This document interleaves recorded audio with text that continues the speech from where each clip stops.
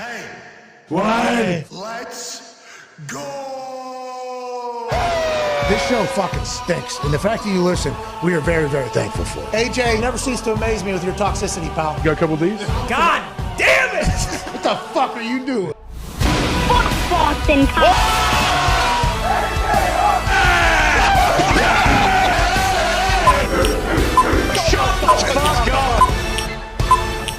Hello, beautiful people.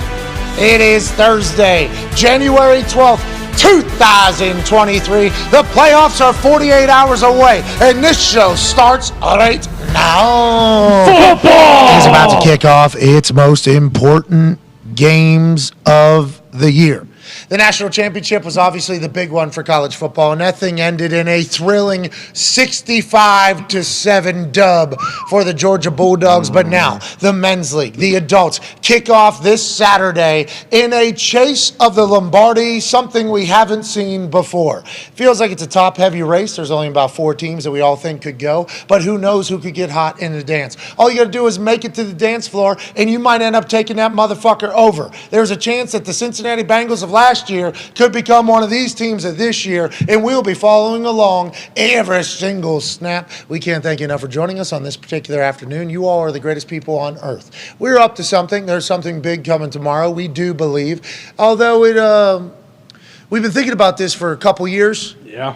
Really put it together a lot of time, right? We've been planning on this. Sure. Oh yeah, long time, months. This really came together over a long portion of time. Yep. Didn't just pop up basically overnight. No. And as soon as the opportunity showed up, we were like, damn, that's a dream come true. We got to do that. So we got something coming tomorrow. We can't thank you all enough for being a part of this whole ride, allowing us to do it all. The Talks the Tables here at Boston Connor, at Ty Schmidt. Tomorrow's a big day. Huge day. Jacked up for it. Like, shoot, big day for our show's history. Oh yeah, people have Kidding no me? idea. There's some things that are done, for everybody else. This one, I think, big for us. Also big for our audience. Yeah. And it's a team effort that we've gotten here, and we can't thank everybody enough. Excited for tomorrow to roll out, though. Yeah, it's going to be a fun day. And we've been planning this, How many hours were we sitting around that think tank over there for the... 1,000? Well, yeah, 1,000, 2,000, 3,000. How long does it take to master something? 10,000 hours? 10,000 right. hours. We've been planning this video release tomorrow, 10,000 hours. Wait till you see it. Yeah, it's going to be a good one. Genius. Didn't start yesterday. No. No. You can't for Can't. something of this magnitude. No, last night even more specifically. Yeah. What? We didn't do that at all. No. This thing has been in preparation, in the oven, cooking for years. That's right, basically since I've known you. The problem is, we never thought this day would come. Always talked about it. Didn't know that it was going to ever happen. No chance. Because, who knows who's making decisions and whatever and everything like that. Right. Then it shows up. It's like, boys, all systems go. You haven't slept much. A lot just happened. But this is a massive moment. It needs to be treated as such. Tomorrow's an awesome day. At Tone Diggs, one half of the Hammer. Dahn. Cowboys. I do believe Gump and you are going to benefit from what's coming tomorrow too, Tone. I can't wait. I'm very excited to see what it is. Oh, you know what it is. So today, that is just like a very classic way of just not wanting to be the one that gives away what it is before it actually gives it away. Smart move by the man wearing the cowboy hat who beat COVID multiple times and is one of the best gamblers to ever gamble on anything. The host of Everything DB, the Man to Man podcast, NFL matchups, hanging out with us on this glorious Thursday like he has all season. Darius J. Buthers. What's up, D-Butch? What's happening? Same game parlay holiday. You're on the Pat McAfee Show team. That's me. That's Foxy. That's go. AJ. That's Dirty. That's you. What? Let's go ahead and hit one, huh? Putting together some good shit, too. Yeah, D-Bud has a couple great ideas. I'm glad you guys are rolling with everything that he's recommended. D-Bud, every idea that D-Bud has about football is a great idea. Is that right? Because there's more in the think tank. I didn't think that was a consensus by everybody. Hey, I had 2 wins this year, all right? Hey, I love it. 2! That's 200% more than I do. How many do we have? We had 3? 2. I think we had 2 wins as well. Yeah, McAfee. And we had one earlier. There was another one. Tony had one. Yeah, Early on. We do boosts. I mean, he does the same game parlays, too. Yeah, we had 3 wins. we all had year. 3. We had 3 wins. We need 4 wins this weekend Yep. to have a proper same game parlay holiday. I think we got it. I think so. Plus, privately, you've had an unbelievable year. I've been running. Yeah. All those things are like last-second bets, though. That's hard to promote. You can't really do that. No. And the basketball that I've been getting from you, how did we hit last night? Not good at all, actually. Well, Jokic, we missed a triple-double by 1 assist. Dude, he had 8 assists in the middle of the third quarter. Yeah, I saw it. He had 16 points, like 12 rebounds, and 8 assists in the third quarter, and they were up 30 or something. I was worried they're going to bench him. Exactly. That's where we kind of got in trouble. Is he barely played any of the fourth quarter, and then Giannis 40 points. Boy, he scored 7. What So was we that were about? a little off on that. On that He's one due for a yesterday. stinker. Season low. He had a stinker the last game too, so he's kind of in a little bit of a. It's all right. I've watched you do your gambling this year. I went nowhere near as many units last night as I did 2 nights ago. Perfect. So we'll probably be back tonight if I had to guess. If reading you is, going to be consistent with how you're going to continue to be, I think tonight you're going to hit. Yeah, there's a lot of good games tonight too. We got Luka against LeBron and the Lakers. There are a few. We got LeBron's going to want to show up. Oh yeah, and then the Nets against the Celtics. Kyrie, revenge game. No Kevin Durant too. So Is it in Boston? In Brooklyn. Oh, I was wishing it was in Boston Me so too. Kyrie could get that full song and dance. Yeah, he's had one before. He's played there before. We stomped beat on the him, shit out of him, but he's played there. John Morant had a dunk last night that I really found quite alarming. He he abused them, man. He did. He absolutely abused them. Not his first poster with that guy too. That guy, whenever they play the Grizzlies, for some reason, Centers are not in a good spot whenever John Morant's on the floor, especially if he's in one of those like moods, which appears he is all the time. Yeah. Because he uses you as a trampoline Exactly. because he's up already high enough where you can't touch him. If you touch him, it's a foul. And then he uses you a little bit more to like almost hit another level. Little boost. And last night he actually just feathered it in, like didn't even dunk it. He just threw it from about 12 feet down in there. How tall is he? 6'2"? 6'2", yeah, I think so. 6'2", Yeah. 6'3". He fucking Explosive. floats. Explosive. He's Ridiculous. kind of like a Derrick Rose was explosive. Derrick Rose, Russ, and Ja. Yeah, young The Westbrook. most explosive point guards I've ever seen. How about what Ladd McConkey would do to you if you guys were to line up one-on-one right now? You got to see Absolutely that not. up close in person. Good player. Really good player. Joining us now, should have been introed a lot earlier, but I knew we were going to have an NBA discussion, so this is not that guy's bag. But he would have been able to add to it, I assume, because this guy's been watching athletes and coaching athletes for 40 years. Wow. He was our coach all season. We're thankful for it every single Thursday. We got smarter. We got better. Former head coach of the Indianapolis Colts, formerly of the Ravens, the Browns, the Miami Hurricanes, the Boise Broncos, Wyoming, probably Chicago Bears. Anyways, ladies and gentlemen, Chuck Pagano.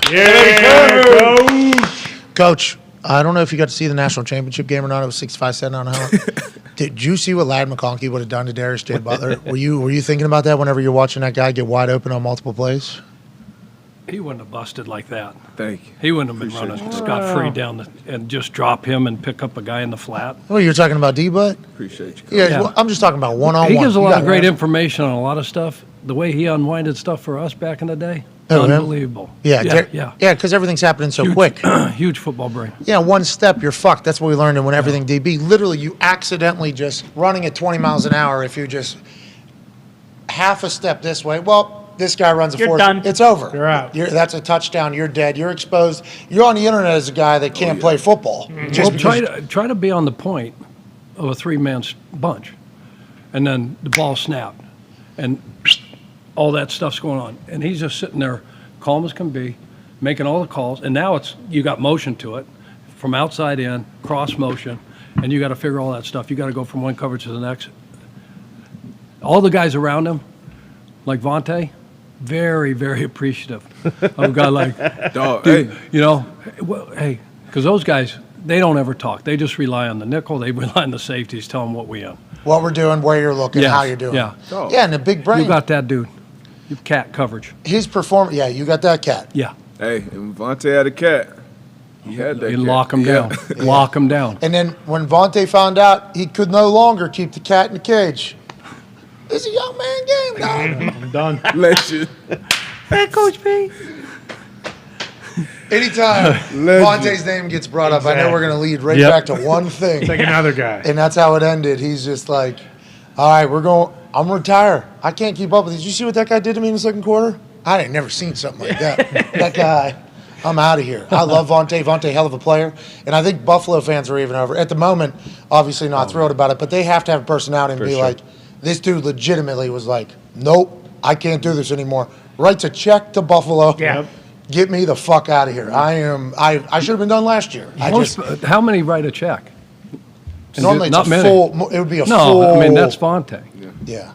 Vontae came to the realization that I was wrong. I shouldn't have played this year. Can't do this. You guys don't deserve it. You guys paid me a lot of money. I'm very thankful for it. I gave up. It's preseason, Take it too, back. right? Nah, I'm No. Regular season. No, that was regular season. Yeah. Best part about it is, hey, Tay, you good? Because, that's the first thing. You want to check and make sure you good mentally. Hey, you good, Tay? Everything?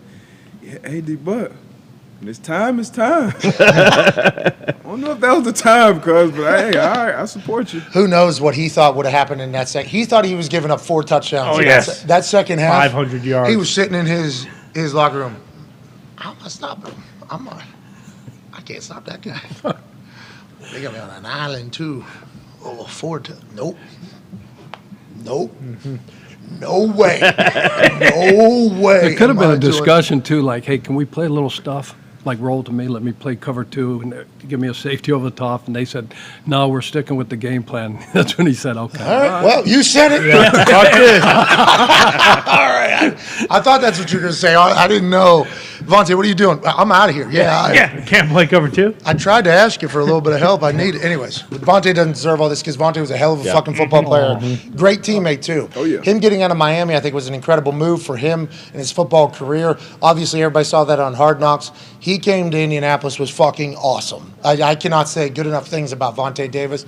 So I think we all were very surprised by the retirement at halftime because that is very much out of Vontae Davis's character. Like, works his ass off, does the whole thing. So then whenever he comes out on the other side of it, it's just like, I was hurting the team. Yeah. Yes. That's such self-awareness there that you would never expect from anybody, especially a fucking corner. And he has not even thought about coming back to football. Nope. Living. I saw him take a picture of a giraffe 2 weeks ago down in Africa in a safari. I was gonna say, is he a thespian like his brother? Well, he's not an actor. He is. His brother, an incredible actor. I saw him cry on command. Oh, my God. He's On in a TV. lot of stuff coming out. He's living a great life, though, right now. Yeah. Follow him on Vernon? Instagram. Vernon? No, Vontae. We're talking about Vernon. I'm with you. We want to give love to the whole family. Yeah. Did you see Vernon? Oh, boy. He cried on command Boom. on TV. That was awesome. He was sitting Sports Center, too. He was sitting at a desk just like this, and then they're like, so you act. That's what they said. Act. And he started fucking bawling his eyes out. Real right? tears. Yeah. yeah. Whole thing. That's Not easy. Boom. I've had to do that. Really? What? Cook up some fake tears. You're an actor? I mean, we're getting your ass kicked. Chuck, you can't tell us that. Fake tears and half. Don't you kayfabe. Don't give up kayfabe right now. No. All right, let's move along. Speaking of coaching, Sean Payton has been requested by the Cardinals, Broncos, Texans for the head coaching position. Obviously, there's 5 spots open. 3 of the teams have requested him. The Indianapolis Colts not being one of them. Okay, wait. Just keep your biases out of it, Pat. Just talk about the fucking subject here. Okay, we will. Sean Payton is obviously hot to trot. He's the belle of the ball in this particular head coaching cycle. Ian Rappaport's been talking about it every single day. He's on that Fox NFL Sunday show, and he's talking on there about what he'd be looking for, what type of team he's looking for, but also like this team, great use of leverage for Sean Payton. He retires out of nowhere. We had no clue why. Then we found out maybe he was going to go to Miami with Tom Brady, and they were going to own the team. That ends up not working out because there was a collusion and other cases brought against him. Brian Flores was in the middle of it all because he didn't want to get on the yacht to even have the conversation for it all to take place, allegedly. So Sean Payton's out of the game for a year, and all anybody keeps talking about is Sean Payton coming back. So biggest fugazi retirement of all time. For sure. Okay, I think even whenever other people thought about retiring, they thought about a week or two actually retiring. Seems like Sean Payton was never going to retire. Just kind of needed a reset. Good for him. He's earned it. The Saints will still be able to get a trade out of this, so they're able to, collect on Sean Payton's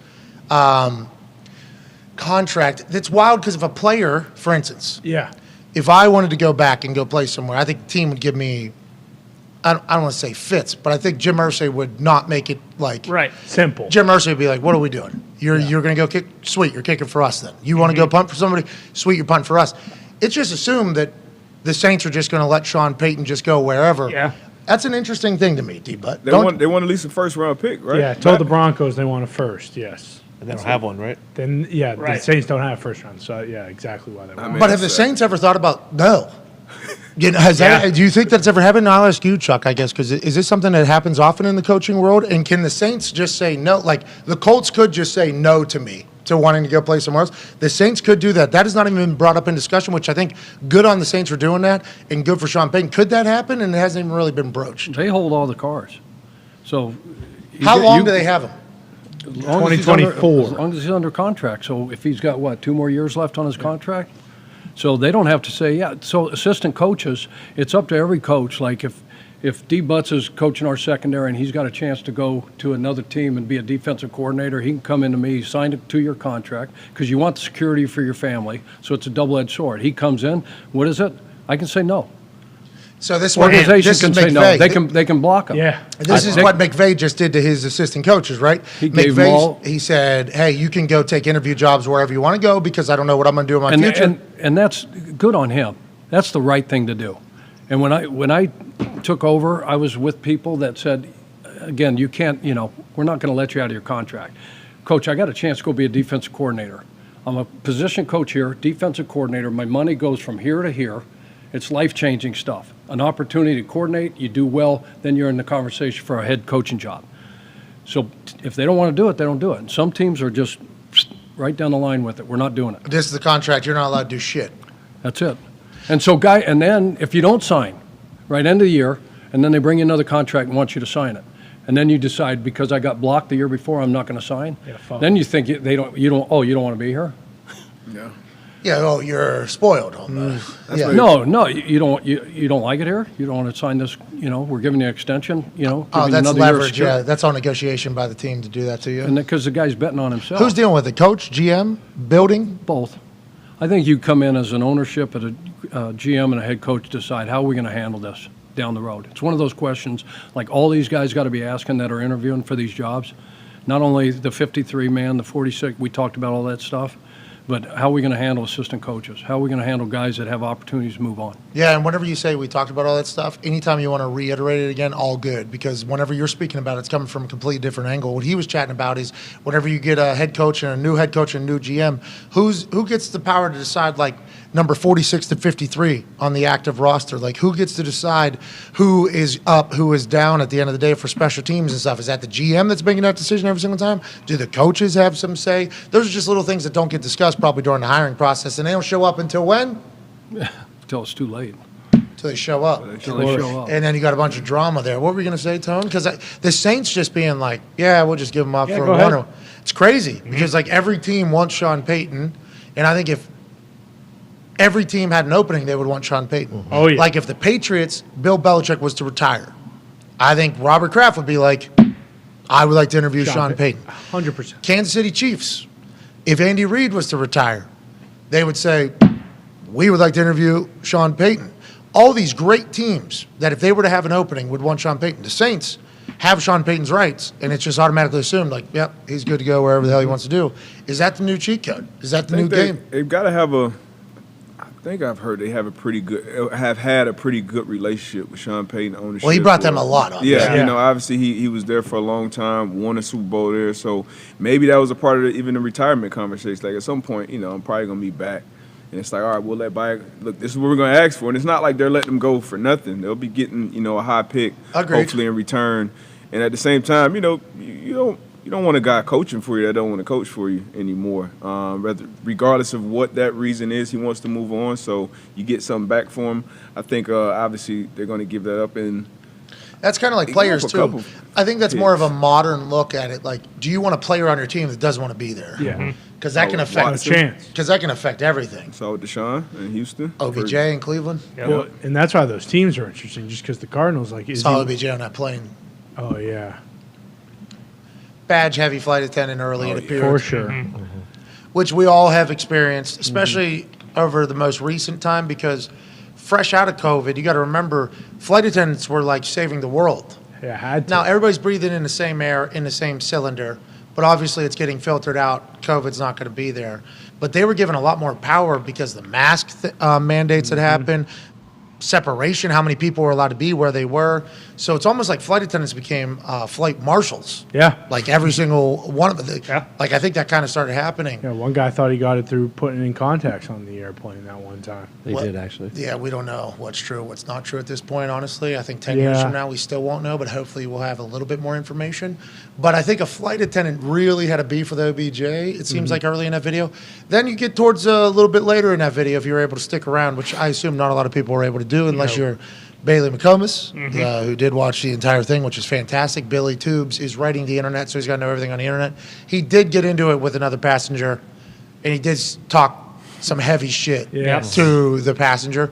But this is already after an entire dramatic scene had taken place.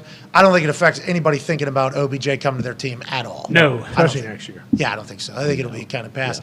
But flight attendants, no, hey, we understand you have a tough job. Please.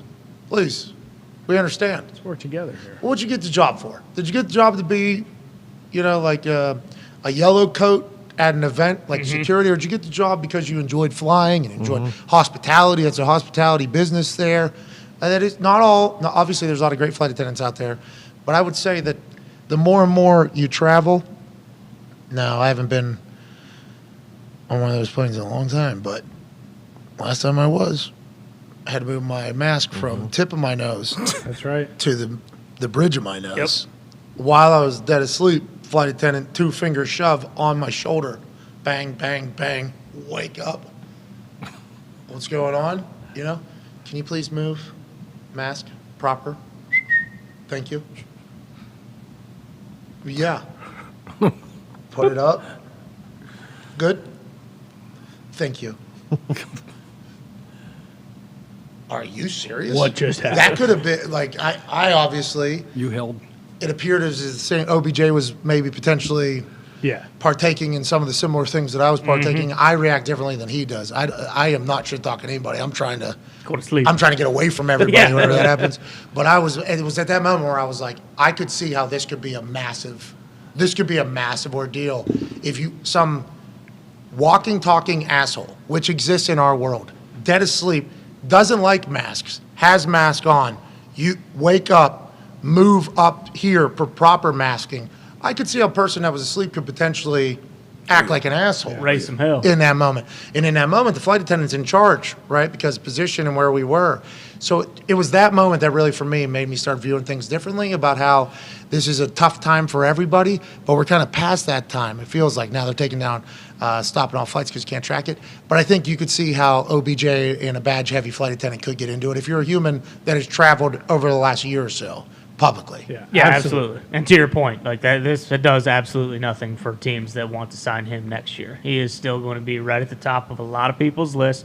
Now, did he need to call the person a fatso and say, hey, enjoy that cheese board, you fatso? No, he probably not. But again, He did. He did, and now he's got to live with the consequences of it. Everybody gets pissed. I don't know if y'all ever been in a situation where everyone has to be removed for one passenger. Everybody is.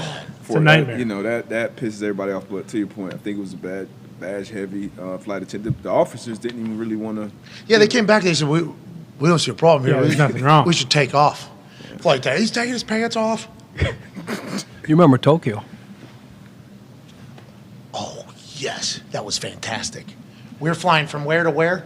We were flying from Tokyo to, what's the military island we have in Japan? South. Okinawa. Okinawa. That's the entire island? I believe so. So fascinating thing, we learned this. So that island does not exist on Russia's map of Japan.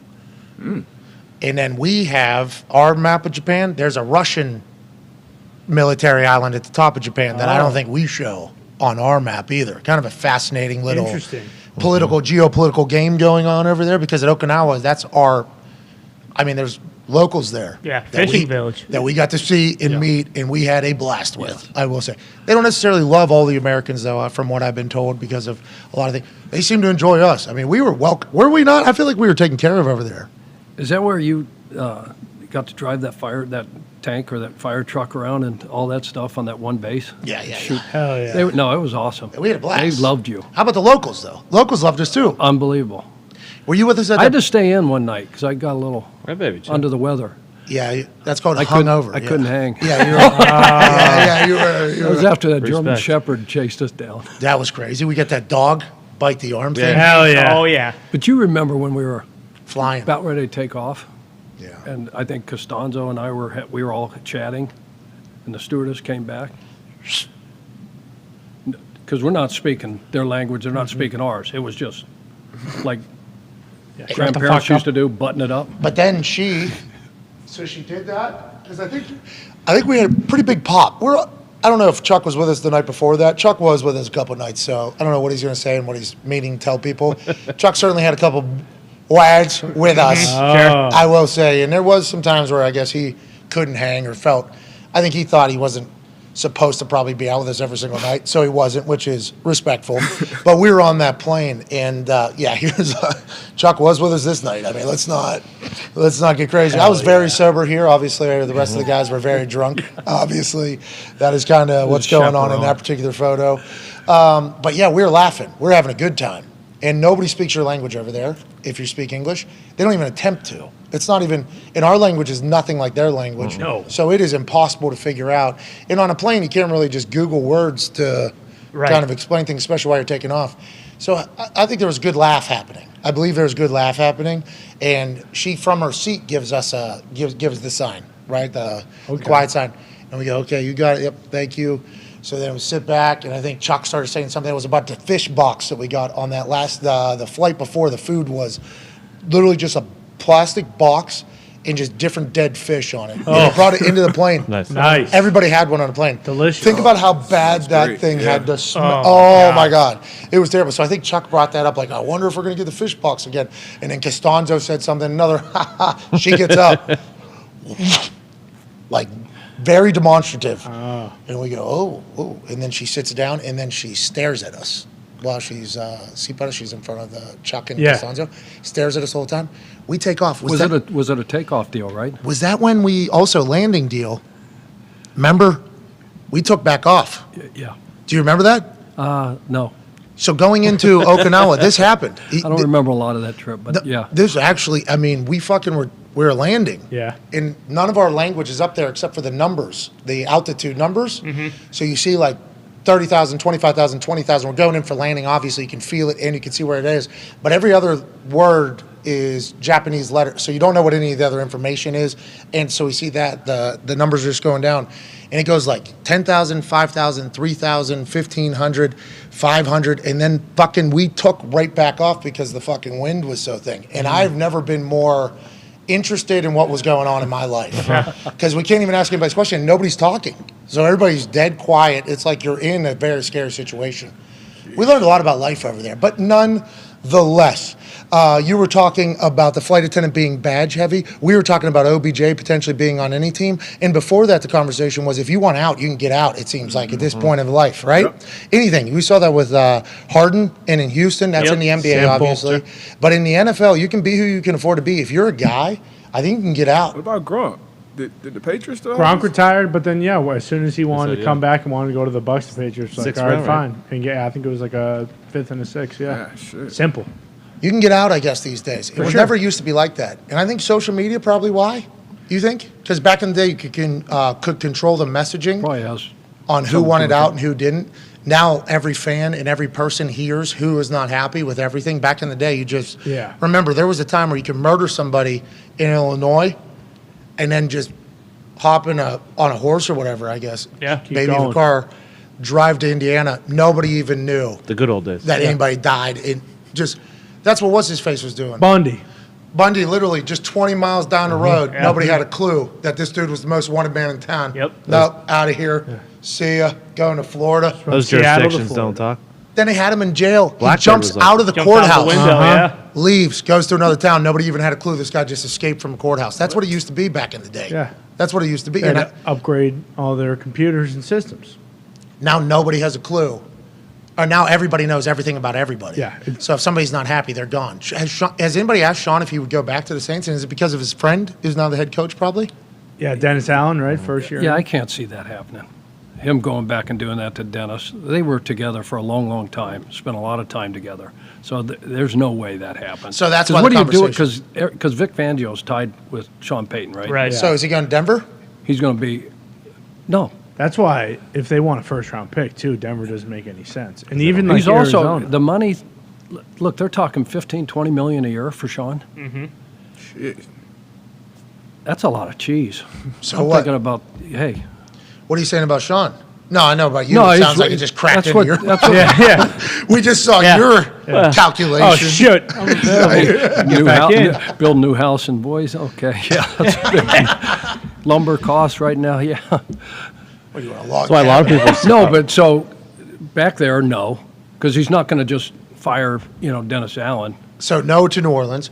Denver, the guy has the ownership has a lot of money, but Vic Fangio is So if they offer him a big nut, with Fangio. Would Fangio go no, back? so then he'll get another one. Yeah, that's why it feels like those other two. And the Broncos don't have a first to trade. Texans have a lot of steam on the internet because they have 2 first-round picks the next 2 years, and they're saying Sean can kind of build it however he wants. Fourth largest city in America. Yeah. Die-hard fans. How are you going to go to an organization like that? Houston? That's last. He went to New Orleans, right? Wasn't the Saints That kind of is the same last thing? on Well, it. and It he'll- should be last. That's horrible. He wants he wants complete What control. they've done, They what did they've one done. and done the last 2 years, Coach Dave. And Yeah, why'd Coach Coley? Dave get fired? Chewing on his Ask tongue. Nick. Casario? Never had a chance. Never had a shot. And then to do, Josh and do McCown. Lovey like that, regardless. I mean, that thing is a dumpster fire. They did get worse this They year. stunk. For sure. They got worse this year. And we got Peps down there.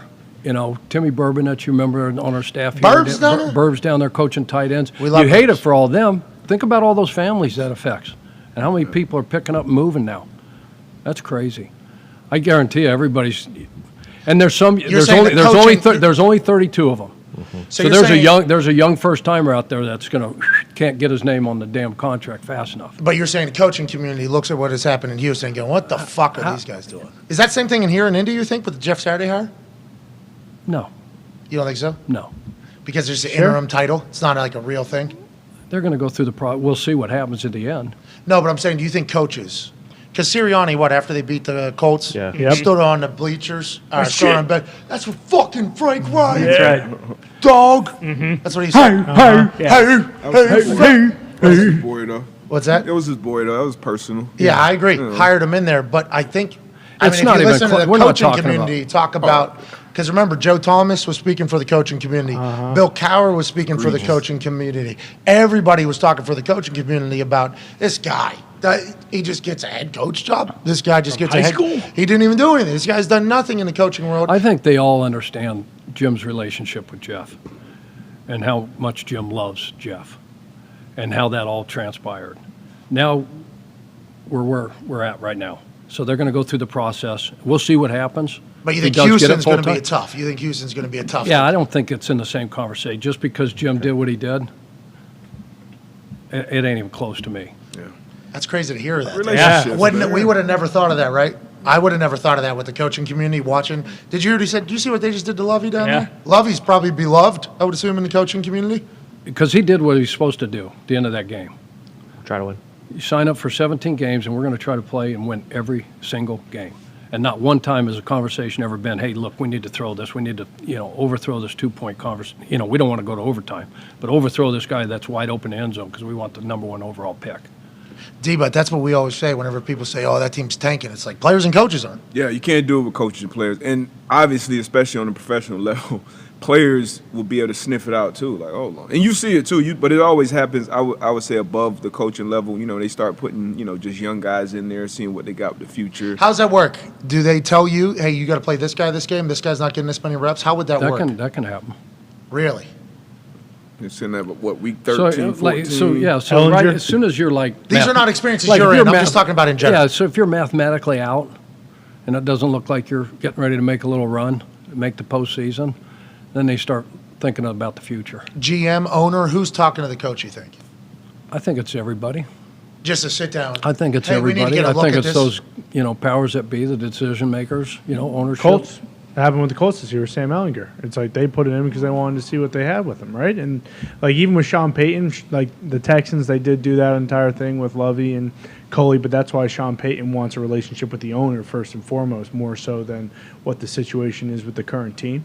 That was kind of what he said, or that's what was reported that he wanted. So if we're starting to think this through here, he's going to Arizona. That kind of makes the most sense. They'll It trade really next does. year's first. Arizona's where he's headed, but they're trading D-Hop. He's not going to want to trade D-Hop, right? No. D-Hop will probably change his mind if Sean Payton's coming. Sure. Because Sean can be selective, right? Well, here's a video, before we dive into that, here's a video from Sean Payton speaking about Kyler Murray. I think it's a tweet. Do we have it? Yeah, it's from the combine that Kyler was in. It's a tweet, Zito, if you can go ahead and search that up. Sean Payton was sitting in the booth with, I think, Money? Might have been Money. So. Yeah. It might have been Matt Money Smith, our guy who wakes up every single morning and surfs. Yeah, that's right. Hasn't been able to lately, but Well, with bless the weather over Yeah. there. Yeah, Yeah. God bless everybody over there with the weather. Malibu? He's everywhere. Venice, I think. Didn't he say Venice? yeah, Santa but Monica? he'll hit swells all over the coast. I mean, He's just looking for NAR. yeah, exactly. That's all. He's just trying to shred some out Right. there. Sean Payton was talking about Kyler Murray, and he was pretty much just going through like what he saw in him, his upside or his downside was, and he led everybody to believe like this guy's a fan of Kyler Murray. Now, do you think enough has happened in the NFL with Kyler Murray for Sean Payton to change his mind? Here's the video from the combine of Sean Payton said with Rich Eisen in Move the Sticks. Sorry about it, DJ and Rich. Whenever Kyler Murray's name came up in conversation during the combine coverage here in Indianapolis, Indiana, where hopefully the combine will remain forever. So the evaluation that everybody's talking about right now, and we're going to maybe see him out there tomorrow or not, is Kyler Murray. And we've been going through Really the clear. history of the evaluation of the quarterback position in terms of height. Obviously, you've got a GOAT that you've been hooked up with since 2006, and Drew Brees. What are your thoughts on Kyler Murray's height and his ability to make the next leap here? Good work, Rich. Well, I think having seen 4 games now, just an early exposure in the winter meetings, you don't feel that being a deficiency when you watch this play. Man, he's explosive. He's one of those players that, as Madden used to say, he was never it. You can't. It's so hard to rush him because he can flush to the right, make a play to the left. You do feel a poise that he plays with. I don't think he's gonna throw. He'll probably wait till his pro day, but his hand was 9.5. That was significant. If it was in the 8s, that would have been a little concerning. 9 kind of is a threshold for us. And look, his height, I think it's what 5'10" change, and his film is too good. Ultimately, his film, when I say it's too good, and I like him. Okay, so there at the very end, I like him. Film. His hand size, his demeanor, everything about him sounds like Sean Payton's a fan of him. Do you think there's anything that he has watched maybe over the last couple of years here with him in Arizona that has made him not like him, or maybe some things that made him like him more? Like him getting a little fiery, maybe fucking Sean Payton, who's known, right, to be a little bit of a fiery guy. Maybe he appreciates that type of thing. Well, and that's what I said yesterday, and I was kind of joking in terms of Kyler being able to kind of have a say in who they're going to hire. I think he does need a heart, because for whatever you want to say about Cliff, he is just kind of like the happy-go-lucky, I think Kyler needs someone to fucking get in his face and kind of push back and shit like that. And Sean Payton obviously has the accolades and everything behind it. The resume to be able to. Exactly. So it's not just coming from, again, no disrespect to Cliff, but it's not coming from some guy who went 5-6 at Texas Tech and then, never won with the Cardinals. It's coming from a guy who coached one of the best quarterbacks of all time and won a Super Bowl and, has an unbelievable career behind him. Yeah, I think Kyler. Undersized quarterback. Kyler would respect his resume, Absolutely. which 100%. is a massive ordeal. We talk about this whenever coaches come from New England and they go coach somewhere else and they try to be the Patriots. It's like your resume is not Bill Belichick's resume. Bill Belichick's able to do this because of what his resume is. People will buy in because, I can win. Kyler could see that. Kyler would see that, right? And maybe with what Deion said just yesterday, 2 days ago on the show, Coach Prime said, these kids want to be coached. Yeah. These kids want to be told. Now, Kyler Murray, it seems like everybody's opinion is that he does not want to be coached. He does not want to be told anything. But if it's coming from a fucking successful guy, maybe he does. You know, maybe that's the thing that Kyler Murray needs. And to your point, Ty. And players know. And Cliff, he got opportunity. Obviously, he earned it. To a lot of players, especially in the league, it's like, okay, this guy almost got fired up, right? You didn't have this great college resume. You get to the league, okay, now what? And if you're not producing, that shit gets dry real quick. But you come in with Sean Payton with his resume, especially with his resume with a quarterback, like what Drew Brees did, numbers-wise, efficiency-wise, it was incredible. A lot of people saw this Cliff and Kyler kind of being like a marriage made in heaven as far as Kyler's skill set and Cliff's offense, but I don't. It's not really NFL offense, if you ask me. And I think Kyler Murray can run any type of NFL offense. Like his film, like what Sean Payton was talking about, when you turn on the film with Kyler Murray and the plays that he makes, like his best plays, you can put him next to Patrick Mahomes, Herbert, Josh Allen, any of these guys with his arms and his legs. So he's got that. I think Sean Payton can put an offense in an organization around Kyler for sure. That'd be the best thing for him, honestly. You got it, Dahn? Cardinals is what? Also the one place where Sean Payton can pick his GM? Well, not only pick his own GM, but it sounds like Bidwell, the owner, is like, we need something. Correct. Yeah. We need something here. And if you keep D-Hop on that team, if D-Hop wants to stay because Sean Payton comes, and Kyler's able to buy into everything, which it sounds like he would be able to, especially with being able to make the plays that he can see. Sean Payton can just show him Drew Brees plays. Yeah. And then just show him, Yep. You're more athletic than this guy, right? Way more athletic. You got a better arm than this guy, right? Think about what we're going to be able to do. I'm going to need you fucking buy in, though. And Sean Payton's a coach. Naturally, he's a coach. What do you think Sean Payton's thinking of Kyler Murray in the Arizona Cardinals situation as a former coach and maybe somebody that could understand where Sean Payton's coming from? No, absolutely. I mean, he likes him, and that hasn't changed because as coaches, we feel like we can get the best out of anybody. Oh, that guy's not doing it. Regardless of that, I've got a process. I got a formula, okay? Because if I'm Kyler and I have input, they're listening to me. Hey, go get that dude, because it's instant credibility. It brings stability to that organization. That's what they need right now. They need a face of the franchise right now that can bring a ton of credibility back. All the stuff that they've been through, everything that happened this year down there, and he's done great with Drew Brees. He'll do the same with Kyler Murray. It's instant credibility. It's not hard to get guys to buy in. Phoenix like when Doug Peterson walked into Did he say it wouldn't be Jacksonville. warm? He said one of warm his- weather. Yep. Quarterback.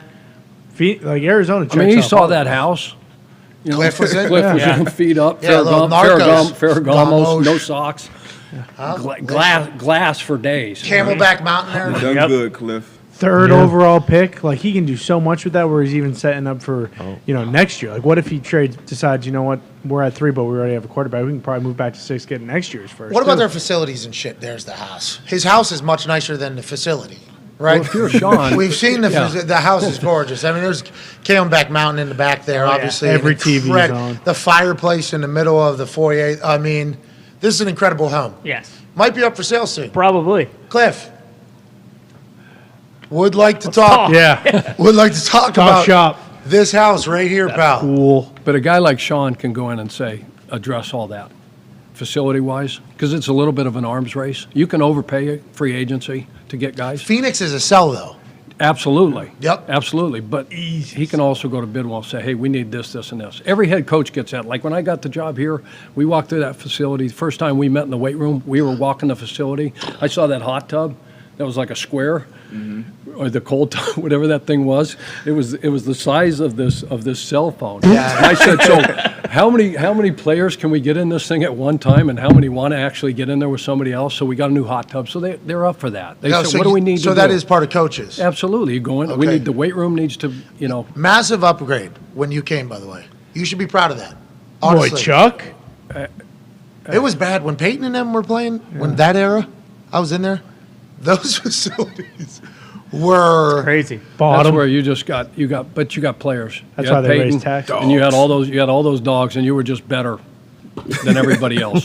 So that didn't matter. had an indoor facility, so I guess we are, that's Sure. good news. Right. No But- bubble. But with the wind in Indiana, it's windy every day here. in Yeah, you Indiana. kind of have to have Would it. not be able to do anything if you didn't have a bubble or an indoor practice facility. So they had that, but like our locker room was, I mean, I was at West Virginia my first couple years at West Virginia. We hadn't won an FCS or a BCS and hadn't done really anything in prominence in a while in the football world. So it was old school too. Like very old school. And then my last year, they had all the upgrades in from everything that Pat White and Steve Slayton won for the building. And it was like really nice and awesome. And then you get the Colts, and it's like, oh, well, I just went back to like when I was like a freshman at West Virginia here with the way the building is set up. And you don't have to have as many because it's not as big as college. So I was very confused about, oh, this is the NFL. You know, we're eating over here. And D, the chef, was fantastic. He made us incredible. I mean, the food was fantastic. But when you talk about a locker room and facilities and everything like that, I did not expect it to be what it was. That all changed, you know, and not all of it, obviously, because they had to do some construction and stuff. You should take some more pride in that, I think. That's a big deal. You made the building better. Made the building a lot better. I didn't know that was the coaches. I assumed that was somebody else. Well, that's Jim's generosity, too, saying, hey, what do we need? Okay? He wants to support us. Did you hear about that little golf course that's around the building when it came in? Go ahead and ask the backstory about that. I was there for that. That was a wild scene. That was an awesome situation. Everyone was. Who was it? Pete Dye? Yeah, Pete Dye. Yep. Jim Irsay had Pete Dye. Rest in peace. Well, certainly rest in peace. Pete Dye died. He did. He did. Great golf course. I almost killed him. Literally almost hit him in the head with a ball on his course that he designed outside the Indianapolis Colts facility. Was that when they had the Pro-Am? There was an island. They brought him over to play? Yeah, they brought you and Vinny played, right? Yeah, me, Vinny, Ryan Kelly. I think Luck was out there as well. And there's like an actual 5-hole par 3 out there. A couple different greens. The greens obviously are holes for multiple different tee boxes. Immaculate. Pete Dye designed it. This is outside the Colts facility. It's awesome. It is unbelievable how nice it is. We're gorgeous. Prepped and maintained every single day, Troy and the boys. And our grass field, not so much, but that thing, pristine. Well, so to echo your point right there. So when that was all getting done, it was a big deal. I think it was for first tee is what Jim Irsay inevitably came out and said. It was to help more people be able to golf because he was going to give away time on the course and everything like that. But there was a lot of facilities in the Colts facility that were not like, hey, that $4 million, however many $1 million you spent out there, that would have been sweet to potentially put into here. And I wonder if that message just wasn't getting to Jim, like if people were just telling him all is good and they were winning, so like we don't need to touch anything. But the immediacy of the flip, it felt like with the new regime, it felt like there was a lot of new shit in there like almost every single month. So I think you should take pride in that. That golf course, though, I don't think you saw any players on that course until that Pro-Am happened. There was a never saw one ball hit. Not a one, yeah. There was a conversation in that locker room that was like, I won't say the names are in a combo. Mm-hmm. It was a lot. It was like 15 of the guys on the team that people, if they were to speak, would listen to. They go, we don't play golf on that fucking multi-million-dollar golf course, okay? We're here to work. In these facilities, we'll get them better too, or something like that. And it's like, new assistants. All right, nobody's golfing out there. New assistants would come in and say, "Hey, can we?" I say, "Yeah, go ahead, go tee off and get caught on that course. See what happens." Well, now the building's nice. People should feel comfortable doing it. I think they've changed it all over there. Yeah. Well, you see how nice it is over there now. Very nice. It's got nicer every year. I feel like even where they do camp. Beautiful. Too nice. To your point, like when I'm out, Frank comes in. So you go see Frank's new office. So doesn't look anything brand new. Mm-hmm. Hot tub, steam, sauna. Oh, wow. Jeff Saturday living. They redo the kitchen, the indoor. Everything. The training room is fucking 2 stories.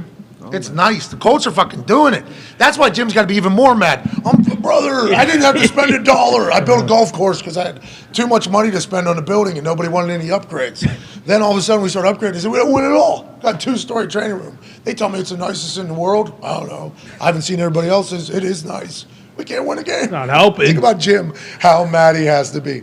I'm paying everybody at every position. Can't fucking win. Yeah. Now there's a conversation happening that Derek Carr is going to be traded from the Las Vegas Raiders. So whenever you think about a quarterback being traded that has a massive cash tag next to him, in this particular case, I believe it's like 34 million cap hit, 40 some. Here it is. If a team were to trade for Derek Carr, here's what it would owe him on his current deal. In 2023, $32.9 million base salary plus $100,000 workout bonus is a $33 million cap hit. 2024, $41.9 million, $100,000 workout bonus, $42 million cap hit. 2025, $41.2 million base salary plus $100,000 workout bonus, $41.3 $3 million cap. That's a lot of fucking money. And whenever you think about a veteran quarterback who hasn't had success at the team that he is currently at, and he's worth a lot of money and he's already in a contract, you think to yourself, there's no way anybody's going to want to pick up that contract. They're going to want to renegotiate another one, maybe make it a prove-it deal.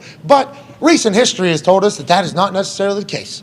The Indianapolis Colts have spent $700 million on quarterbacks that have not worked out the last 3 years. Phil Rivers, he has a pretty good year. He retires. Carson Wentz, he forgot how to play football most of the time. Had some great plays, but he was a fucking nightmare most days to watch from a cardiac situation because he would give the ball to the other team just as much as he would score. He was fascinating. He's gone after 1 year. And then you bring in Matt Ryan, and obviously he's an astronaut. He's a Navy SEAL. He's a man who won it out of Atlanta. He was an MVP type player just a few years back, half a decade back, whatever the case. He was not the answer for the Indianapolis Colts. So you think about these massive cash tags next to an old quarterback who has not necessarily played their best football or had success, and you think to yourself, there's no way anybody would trade for it. We're here to tell you that it has happened.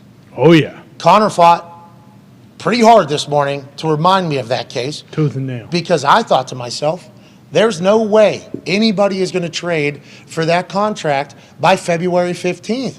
There's an entire draft cycle that has to come through. There's a free agency cycle that has to come through. There's no way any team is going to pick up that contract February 15th, which is the date in which we all assume the Raiders are going to make a decision, because if they cut him from the team, they only owe him like $5 million or something next year. That seems like the logical move, but today they're saying that they're going to try to trade him. Obviously, that would be the first step, and I assume nobody's going to pick him up. Connor, you reminded me, there's bad decisions made all the time. Every single offseason, there's bad decisions made, and we all thought, absolutely not. This is not a good deal for whoever wants to pick it up. And if you were to ask this room if someone should trade for him, obviously no. But when you look at maybe a Jared Goff type contract, I feel like that's what you can compare it to. Like, hey, can we get Derek Carr and can he do what Jared Goff did for the Lions? And I think some teams, Panthers, who have the 9 overall pick, maybe that might be too late to get a quarterback. And if they don't want to trade up, maybe they do it. Saints, who don't have a first-round pick, maybe they want to. Tom Brady leaves Tampa Bay. Are the Bucs just going to go with Blaine Gabbert or Kyle Trask, or maybe they also think, hey, Derek Carr could probably come in here. A lot of weapons. He can probably come in here and do a job good enough where we're still competitive, could go to the playoffs. I just have zero faith in all 32 teams doing the right thing. Obviously, there's probably only 4 or 5 teams that are going to be looking into Derek Carr, and I just assume, based on previous, situations in the NFL with the ones you listed, with some of the other pretty bad quarterbacks who have good contracts. You talk about Baker, Darnold, Goff, Carson, Matt Ryan, Tannehill. Like he's a Tannehill contract guy. Like if you're looking at it from that type of tier, it's like $33 million's a lot, and that would be a 1-year deal basically, because I think the dead cap is $2 million after next year. So $33 million for a guy who's a vet, who maybe you have a young team, and this is the Panthers situation kind of, where he can come in for a year and it's basically another prove-it deal. $220 million, cap space next year probably is what they're estimating. $33 million for a quarterback isn't that terrible. I just am under the, impression that, a team will spend a 3rd-round pick, 4th-round pick to get Derek Carr and just eat that salary for a year. I think it's a good assumption. Now, that's coming up quick, though. Oh, yeah. February 15th is coming up very, very quick. And all those teams have a lot of decisions to make. Yeah, because they don't even have a head coach in Carolina. Exactly. That's crazy. Steve Wilkes, I assume, would try to get that job or should get that job because the entire team bought in around him. What do you think about that, Chuck? I think he did great, don't you? I thought he did a great job. Yeah, certainly deserving of that opportunity. How's that process go? You think because what is Lombardi will join us in about an hour and 10 minutes. Michael Lombardi, you had to hire a coach before. They say you get elected? Yeah. Isn't that the thing? You get elected, not selected. Selected, or something like that. It's almost like a popularity vote on who becomes the head coach of some teams at some programs, not everywhere, obviously. Steve Wilkes would have to be pretty high up on the popularity vote down there in Carolina as well, probably with the fans and the locker room. Yeah, if ownership listens to players, those guys march in and they start beating the drum for them. Hey, this is our guy, this is our guy, this is our guy. They can do it. So what about fans? That doesn't matter. Tepper filed bankruptcy. Well, he don't care. The court of public opinion, they hear it all. Those guys hear it all. But the ones that are, believe in what they believe in, they'll block that out and go with who they think's the best, guy for the job. I mean, look at how the Raiders went with Rich a year ago. They were all wanting Rich, right? Oh yeah, they went to the playoffs with Rich. Everybody's wanting. And Hey, then but look at Sacha was really. He was I completely awesome. forgot about that. Yeah. we took him to the playoffs.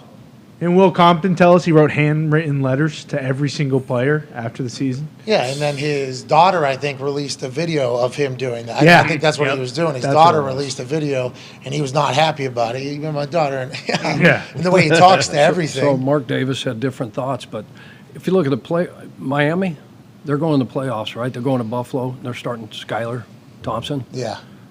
McDaniel, Derek Carr, perfect for us. Yeah, Hey, all you got to do is just get to a spot, Yeah. right? throw it. Yeah. And Carr can do that. Carr can sling it a bit. Yeah, get the ball in the hands of Decision making, though, I guess, right? Isn't that For kind of sure. a question every once in a Yeah, I while? mean, he can throw the fuck out of the ball. Decision-making. Yeah, it's decision making. But if Ball it's just scheme, placement. right? Isn't Ball that- placement. Yeah, Ball that's the- placement is big. Tua, the thing about Tua, he great timing and very good intermediate accuracy.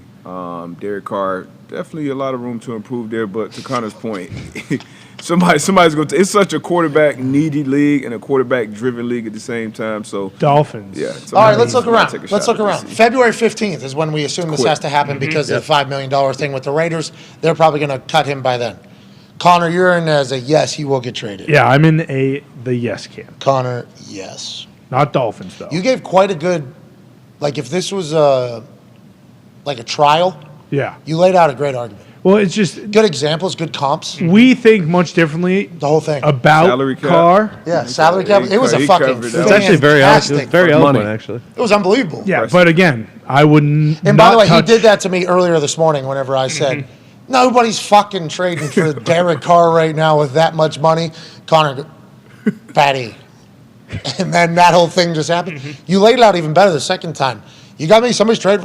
I'm going to vote. We have too much faith in these organizations making good decisions. Like we wouldn't touch. But we don't know Derek if it's a Carr. good decision until it happens, right? Every decision Exactly. could be a good Yeah. decision. We have no idea. But we wouldn't touch Derek Carr with a 10-foot pole. I think that is our. Would you rather have him or Mac? I'd rather have Jimmy G. That wasn't the question. And that's who the Dolphins are going to get, by the way. McDaniel, reunion, Jimmy G. Perfect. Good call. Offense. Miami. Jimmy Tom G, Brady going to the Miami. Raiders. Tom Boom. Brady, Josh Raiders. McDaniels, reunion. Right? Bang. Derek Carr to the Bucks. That's simple. Reunion with I like it. the warm weather. Byron Leftwich. Boom. You know, Bang. they love each other. Powell. Todd Bowles. Byron may get a job, though. By who? What position? Head coach? Yeah. He's on short list. Really? Yeah. Good for Byron, former Yeah. player. Let's Yeah. go. Sure. They're That talking about offense was explosive this year too.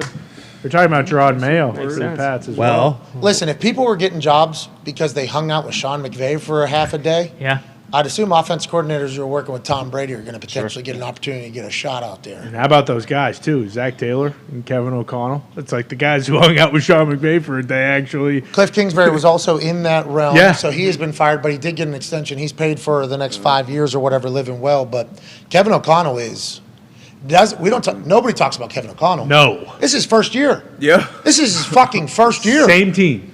And he won 13 games. He only won 13 games. Yeah. Why talk about it? They're gonna get better. 4 games, yep. A lot of close games. And that may be the thing that can hurt even a Bisaccia last year or Steve Wilkes this year. Because a lot of these owners, you see the kind of the blueprint with McVay. Like you want to get like one of these, like Ben Johnson's great name going around. You want to get one of these savvy offensive guys, get him with a quarterback, because that way if you get a head coach that's an offensive guy, that guy's going to be with that quarterback, for however long you want him to ownership. If you go the other way around, let's say you go defensive or special teams at the top, you get a nice offensive coordinator. He has a couple good years, he's out of there. Like Ben Johnson already, everybody wants him to be a head coach. One. The year he had with Jared Goff in that offense. So that may hurt like the special teams, the defensive guys, but Steve Wilkes having that team buy in like he did after trading away C-Mac, trading away Robbie Anderson, and still fighting, playing meaningful games in December and January, that was great coaching job. To your point, D-Butts, do people pause now because of what happened in Denver with Hackett? Because that doesn't guarantee. Well, Cliff, too. So some people might. Yeah. I mean, you're Hackett trying to find a Hackett needle in wasn't the calling haystack plays, though. sometimes. To me, with that. I think if you watched it, Hackett wasn't calling it play. was Gold zone, but yeah, it was rushed, man. Like between the ears, it was rushed. You obviously got. I'm just saying, like Hackett too, but like ownership going Yeah. back and saying, okay, we were on this offensive, quarterback whisperer, because of Sean McVay, and then everybody's looking for the next Sean, next Sean, next Sean. I don't know. Well, Kevin O'Connell might be, to be honest. Yeah. And Zach Taylor seemingly has it with Joe Burrow. But there's a lot of fails in that. Sure. Absolutely. What that brings, though, to kind of just add on to everything you just laid out perfectly there. Brandon Staley said, we're going to play an exciting brand of football. Yes. So if you're an owner and you're hiring too, and to your point about them getting hired away and getting taken away, Ben Johnson, I mean, I didn't even know this guy existed until MCDC mentioned his name this year when he was talking about, is he going to give up play calling duties? I really liked him, man, or whatever he said. Exactly. And then he said, Ben wants it too. It's going to be a fight. We kind of learned about this guy.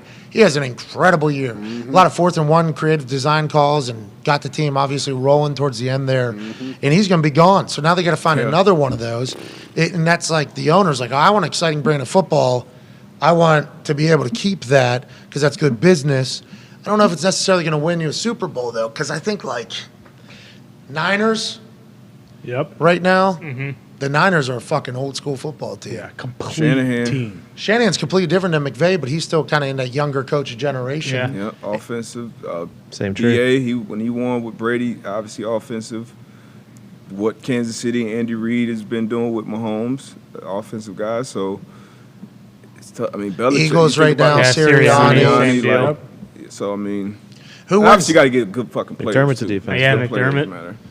McDermott's. But to your point, same deal. Like, there's a good Dayball's Ken Dorsey. Yeah, Dable just got a head Dayball. coaching job. Ken Dorsey's probably he might be gone in the next 1 to 2 years. Now you have Josh Allen on his third coordinator in 3 years as a MVP caliber quarterback. Right. So Connor Campbell just mentioned something. Yeah, that's what the Colts need. They need Ken Dorsey. The guy today. that's fucking freaking out when something doesn't work. Can't be doing that in front of the team, obviously, but I like that type of passion. Love it. Yeah. Need that in the building. Yeah. Very nice building. Could get nicer. Whatever moves you want to make with the Indianapolis Colts practice facilities, to all the coaches out there. Chuck brought in a couple tubs, changed some things. Frank Reich came in and built on a trend. We'll pay the taxes on that. No big deal. Yeah, exactly. If I have to, Doug, Come on. What? delivery. What do you mean? Yes, we are excited to help out so our team be good. absolutely, if they're good, take my fucking taxes. I don't mind at all. But if they're bad, that's when I start to have a gripe with the team. Remember, there's a volleyball tournament happening, AFC right. Championship weekend. Jacked up. By the Lucas way, Oil Stadium that's is- official. I'm not even going to watch the game. Atlanta will be the home of the neutral site AFC Championship game if it is to be played between the Bills and the Chiefs. And I think Bengals fans are getting real pissed off that we're even chatting about it because they're just acting like this is the thing. We're not acting like No. that. This is just news that is happening because of everything that took place. The Atlanta Mercedes-Benz Stadium, which is built for the year 2070, maybe, looks like a fucking alien spaceship. At the top of it, just a little sphincter it opens up. Yep. That's right. Gorgeous. Gorgeous stadium. beautiful. Phenomenal stadium. Can't say it enough how nice it is. Will host the neutral site AFC Championship game. Good spot. A lot of easy flights to Atlanta. For sure. Being a hub for Delta Yeah. Yep. and American, I was gonna say, I like know it's the couple. busy. I think it's the busiest airport It's in America. Delta Hub for sure. but it probably hubs a bunch of other stuff. Flights to Atlanta are that's why they host so many things. It's like very easy to get to because how big their airport is. They do it right there. The city's ready, hotel-wise, for basically everything. And it's a beautiful stadium. So they will host the AFC Championship if it is to be that way, even though we are not saying that is going to be the case. No. Bengals could easily make it. We love the Bengals. Oh, yeah. The Bengals are the Chiefs' kryptonite. It's the world's largest Facts. airline hub in America. Boom. World's largest. Airline. Sorry, world's largest heard it. airline hub, and is considered the first mega hub in America Okay. for Delta. That is a big fucking airport. Mega hub. Yeah. Mega. All right, let's get to a break. Take a couple trains in there. We got a mega convo coming up on either side. Hell yeah. I thought you were going to say call me. AJ. Whoa. If anyone's call me here, it's you. I'm not call me. Why is he a commie? Boston call me. You kidding me? Well, there was that clip of him yeah. saying, Why? I love China. Because I've been to China and walked the Great Wall. Sorry, I'm cultured. Not my fault. I've been to the Forbidden City. You want to talk about heritage? Yeah. Don't talk to me about China heritage. McGee was awesome. Oh, my God. Legend. That ring, That's a Marvel. That was sweet. Yeah. It's a Marvel ring. He's awesome. The Infinity Gauntlet. His daughter got for him. Him and Marty asking us directly our thoughts on rednecks as a whole. Yeah. It's kind of funny. What do you guys think about rednecks as a whole? You know, people like me. Marty's trying to feel out. What are we doing? Am I in enemy territory here? Yeah. Absolutely Are they not. making Never. fun of me? Marty, we fucking love you, dude. Never met a person like him. All right, let's get to a break. Boom. Chuck, do you want to try to win some money for people here this early in the show? I think so. Let's give it a run. You want to punt You a go, little bit? Chuck.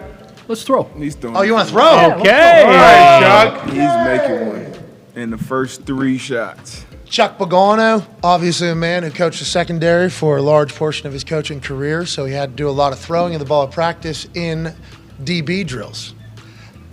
Hey. Ball! Boom. Go. There. Right foot, right foot. Yep. Nice little W. He would sling it too. I'm telling you, he'd sling it. He put that thing right.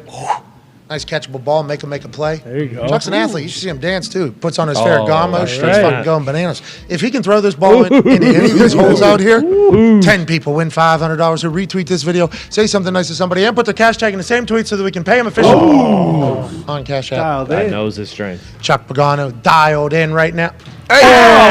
Shit. Spot. I like how he's going for the hoop. Got 2 more opportunities here for Chuck Pagano to win 10 people. 5. Oh, a little higher, and that's it. Hey, Here you go, Chuck. That's the one. that's the one, baby. If Chuck Pagano can make this. Bucket. All right, we got a couple more hours. All good. Hey, All right, Chuck. You eat adversity for lunch. Hell yeah, Chuck. No, don't be sorry. You did your best. Goddamn. Darius, what's he doing? Why is he talking so I negative? still Move early. past it. A lot of time. A lot of ball left. Come on. A lot of ball left. Short term. Secondary. That's right. You got it. You're in the area. Yeah. 100% chance one's falling. Are you this negative as a coach? Yeah, what's this all about, Coach? One bad play, you're going to let it lead to another? Come on. Short memory.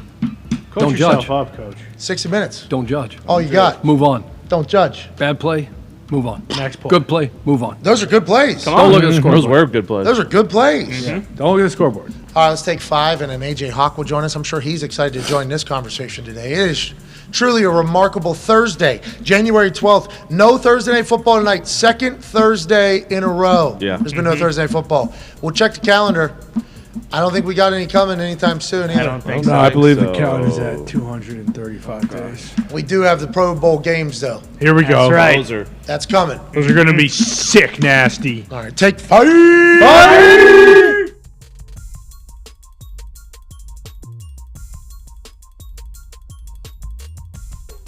How'd you choose college coaching? I was coaching on the backside of the desert for a long time. I started off with youth football. We had one of the biggest programs in the country with ages 5 all the way to 14 and several teams of each age group. Name was truth. Trust in God, respect myself and others, understand I have unlimited possibilities, try my best, never give up, and honor the truth in its creed at all times. Oh, that's a good one. And we took the whole state of Texas and we went and played all around the country. That's what I was doing for a decade. Then I got into high school football. Then after high school, I'm just sitting there, all the kids about to go. You know, Shiloh, Bucky had graduated from SMU. Shiloh was at South Carolina, and Shador was getting ready to go play for Coach Taggart. You know, I started getting the call. Phone started ringing. You know, let me really consider that. So I interviewed on a couple of interviews and knocked them out of the park, but it wasn't the time. And I accepted the Jackson State challenge, a tremendous challenge, because I'd never been to Jackson. I'm like, HBCU, I don't really know a lot about it. Let me do my homework. And I accepted the challenge. Then Shador said, you know what, Daddy, I'm riding with you. And Shiloh like, Daddy, I'm riding with you. So now I got both my sons there and the other son doing all of social media. And it just became a wonderful thing. And being able to grab those guys, you know, when the Bible says you're riding that staff, they comfort me. Without the guys around you, you're not going to be comforted. So I learned to put some pretty good guys around me, just like when I returned punt. If I didn't have 10 dogs in front of me blocking their butts off, I wasn't going to be prime. So I've learned to always keep some dogs around me to make sure I can go do what I'm blessed to do. And that's the formula of coaching, man. Just having some good coaches around you and we're not friends of the kids. You know, everybody talking about these kids are different. The kids ain't no different. Their coaches have changed. Kids ain't no different. They the same old kids. Coaches have changed. Quit pacifying these kids, and they want discipline, man. They want structure. They want to be told what to do and where to go and how to do it. Colorado was the biggest job, biggest offer. Why? No. Colorado was the best job and the perfect job for me because of Rick George, because of the AD, because of his spirit and what he spoke to me. He touched me, man. I was offered more money, of course, but money don't move me. Connectivity and the spirit and being in the right place and doing the right thing, that's what moves me and motivates me. If money was it, shoot, I'd have lost this a long time. You don't come to work because of the money. You come to work because you love doing what you're doing and the money seems to follow you. That's been my formula. I've sat in all three seats. I've been the kid on the couch. I've been the parent right next to the kid on the couch. Now I'm on the other side and the coach that you're talking to. So it's not nothing that I don't understand about this process. You want it prime, that's what you're going to get. I don't know how to dress it up and flip it no other way. I got to be me. I got to be me unapologetically. I'm going to be me. Hey, we have issues with that with some companies because of that. I assume you've run into that case as well. Yeah. I'm right back out of there. They should have Googled me, did your homework, and asked a few questions because I'm going to be me. It's nice to see that there's still Ken Dorsey's out there, though. Yeah. We're talking full fucking fit. Whenever this game ended without them being able to spike it and take a long field goal or whatever the fuck they were going to do. Ken Dorsey here closest. He's a married man, got a medal. Oh, you fucking it, we did it! Damn it! We talked about this all week. We talked about it all week. Get the fuck down! Son of a bitch. Break this fucking thing. Yeah. I love how the other coach, too, is looking over like, oh, shit. I Bald didn't know guy? Ken had, maybe he didn't know Ken had this in him. And the bearded guy should feel good about how he looks right now. Yeah. Bearded guy's ponytail, fucking great. Great. Top notch. Beard, unbelievable. Gumpy. Looks to be a bit of a thick, stout gentleman. But Ken Dorsey losing his fucking bananas. Hat. Taking this, get this. Why is this in front of me right now? Get out of my way, dude. Why are you still on the desk, bro? Fuck you. Fucking thing. Bang. Hey, fuck. Oh, he's going to get fined for that. Oh, yeah. He's going to get fined for that. Tom lot. Brady 1 week ago broke a Microsoft Surface. Now there's a rule. Hey, no players or coaches are allowed to break anything. Did he break? He's getting fined for that. 100%. Oh, no. I thought that's why he was trying to cover the camera at the end. Oh, so he was saying, hey, fuck. No, I don't think he was trying to cover it. I think he was saying, find me, mother. Yeah. Like, Fuck think, you, too. Boom. Hey, somebody else came and covered the camera, though. Whatever other coach put his hand over that camera. No, I think that was Dorsey. I think it was. No, yes. watch his hand come in. Oh, yeah. Shit, It's a shit, right-hand. shit. Oh, my God. Yeah. That's good teamwork up there. Now, I do believe he's going to get fined for the Microsoft Surface bash after the Tom Brady one became a rule. And maybe that's what the coworker said. Oh, come on, Ken. There's a camera. They can see you. There's a camera.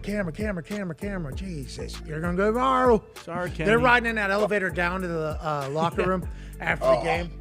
And Ken's standing there with his fucking papers all disheveled and the Microsoft Surface cracked screen. And his notebook's been ripped in half because he has superhero strength at that moment. It's like he's ripping a fucking phone book. And they hit the basement button to go down there. At some point, there was an awkward silence. The bearded guy is looking to his left. The bald guy's like, oh. And then whoever covered that up was like, you're going to go viral. Yeah.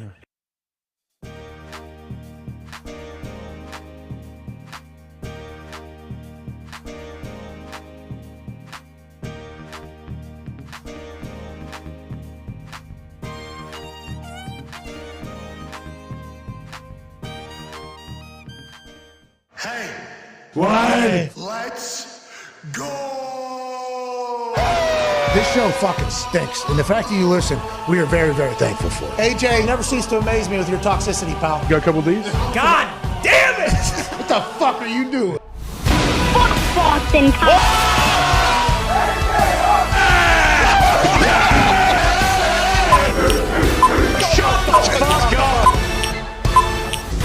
Hello, beautiful people.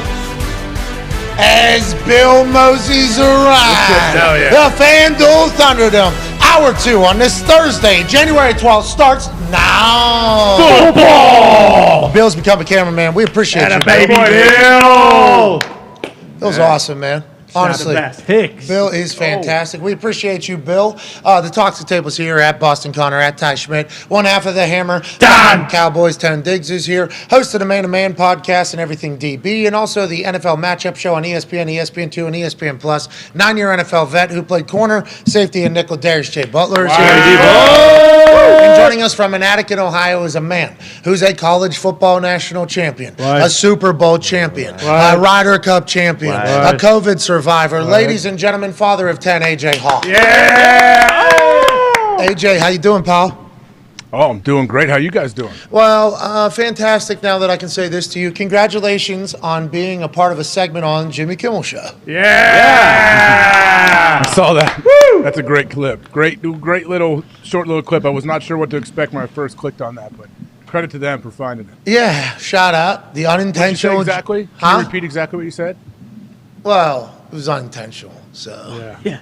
Nobody I love how they think it's unintentional. What do you mean? What?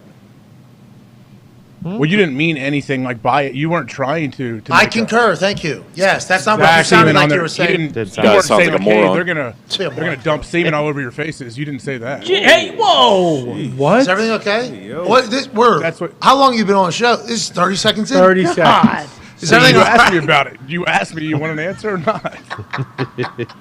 What's your Great to deal? see you, AJ. We're living a very dumb life. Obviously, we'll continue to do as such. Chuck has been here today. Been a great person for us to ask all these coaching hire conversations. There's something that just came out on the internet here as of the last, 10 minutes is when I saw it, I guess, because we just took a break. I could see it. I think it's from today. Sean Payton's talking to Colin Cowherd on The Herd on Fox, and he's talking about what he would want to do if he was Kyler Murray's coach. He gives an incredibly detailed answer about doing research on him and studying film. If you look back at this game against Dallas, he was doing this.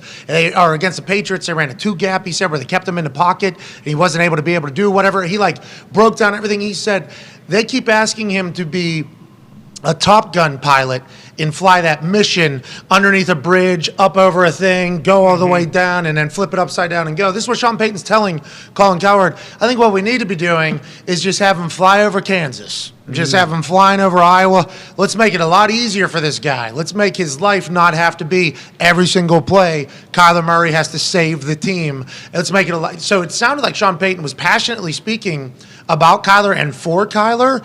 So now it is obviously at a scorching red hot point. Sean Payton's going to the Cardinals. Sounds like he's already the coach of the Cardinals, AJ, and I don't know when that video is from, if that's from today or from previously, but Sean Payton is on record now numerous times talking about how fucking awesome Kyler Murray is. I guess he said it in week 3, but he said that week 3, he said at the Combine he put him over. Sean Payton, the coach of the fucking Cardinals all of a sudden, AJ? I mean, it seems to be without even interviewing yet, right? I would imagine Bidwell, the owner, has to love hearing these comments, but I would think, too, Sean Payton, I've been around him a decent amount. The guy, obviously, offensive genius. I'm sure he sees Kyler's, physical attributes and everything he can do, and his arm, how he can sling, and he has a quick release, and he just envisions, 1,000 different plays. Hey, this is what I can do with this guy, and he just gets excited. So maybe he is. Congrats, Sean. Hopefully you love it out there. Well, and congrats to Kyler. I mean, Phoenix is a beautiful place. If this is already signed, sealed, delivered, which it seemingly is. Sean, though, he comes from the Bill Parcells tree, so Sean does not mess around. He is disciplined, you're doing everything right. You're running full speed in practice. He's good about that. Darius, what did you say in the first hour about that whole situation with the whole what Kyler probably wants or needs or doesn't in the whole thing? Well, I think a couple people said that's what he needs. Needs somewhat of a hard ass. But more than that is you got to coach on a professional level with intellect and intelligence, and that's what he's coming with, and it's respect that he's a championship level, his numbers, all these record-breaking numbers. So to AJ's point, he definitely got 1,000 plays already drawn up on a napkin when you see Kyler and what he can do physically. And Chuck, you said something along the lines of Sean Payton and most coaches think I can get him. They weren't able to do it. Let me get my hands on him. I got it. This is kind of the new thing about not free agents, I guess, players that get traded mid-season. They're a problem in that organization, but they come into our culture, we're good. Chuck, you basically said that there's coaches that think like that immediately. Well, if I was coaching him, I obviously wouldn't have allowed him to do this. We would have set him up to do this, which would have made him believe me a little bit more than this. That is everybody that is the coaching ranks. That's the ego, I think. That's kind of the mantra almost of a coach. I think maybe not to the point to where, you're saying, negative stuff about, Cliff and the old staff and what they did. These are the things they did with him that were really good. And then these things where we're talking about the Top Gun mission and, whatever. That's what we're not going to – that doesn't fit this kid. But it's more I can get out of this kid. I can build a relationship with him. I can build trust with this guy. I can hold him accountable. I'm going to teach him, to your point. I'm not going to MF this kid and go in there loud. I'm a teacher. Okay, you've seen what I've done. My resume speaks for itself, so I can get the best out of Kyler Murray. And I've got a bunch of tape that I can look at and say, this ain't working for him, but this is. And what we've done in the past will work, and I can get out of this kid. The Sean Payton clip from the herd is him. That sounds unbelievable. It's deep. It's like I watch film. If you go back and watch, like, has he been planting little? It looks like that place is maybe. I know, you know what I fire. mean? Like, Yeah. is this actually quite calculated and cerebral? Yeah. Well, you could probably, I mean, if you have any kind of like forethought too, week 10 or so, it's probably like, okay, there's a good chance Kingsbury's getting fired. Like, I could probably He just signed an extension too. Yeah. And there was a report, remember back in the day, however many weeks ago, that the Raiders weren't able to fire McDaniels because they didn't have enough money to do so. Yes. Bidwell's got cash, right? Doesn't he, AJ? This guy's got, he flies his plane all over the place. He's the second generation, right? His dad is the one who bought the team, correct? I think so. I don't know. Where do they make their money from? Real estate, is it? I don't know. How much money they got? Tone on it. Yeah, here we go, Tony. I love looking up fucking net worths. I mean, It's got to be 2 to 3 at least. who knows how accurate they are? I feel like with NFL owners, they're more accurate, probably because it's more on the record. His grandfather was the one who bought the team in 1933 when they were the Chicago Cardinals. Third generation. Wow. Okay. Wow. That's pretty sweet. Arizona's a great situation too. Like he can probably go in and either pick his GM or also be the GM. Like if he really wanted to do that. ZD said early reports of $1.4 billion. He doesn't have as much cake as a lot of other people. No. But he has whatever the team's worth, though, counts in his net worth usually. Yeah, but I'm talking about for using money here, you know, to like build. How much disposable cash do you have? Yeah, how rich are you outside of the team? That's the question. Those facilities, I brought it up earlier to Chuck, and we kind of ended up talking about something completely different.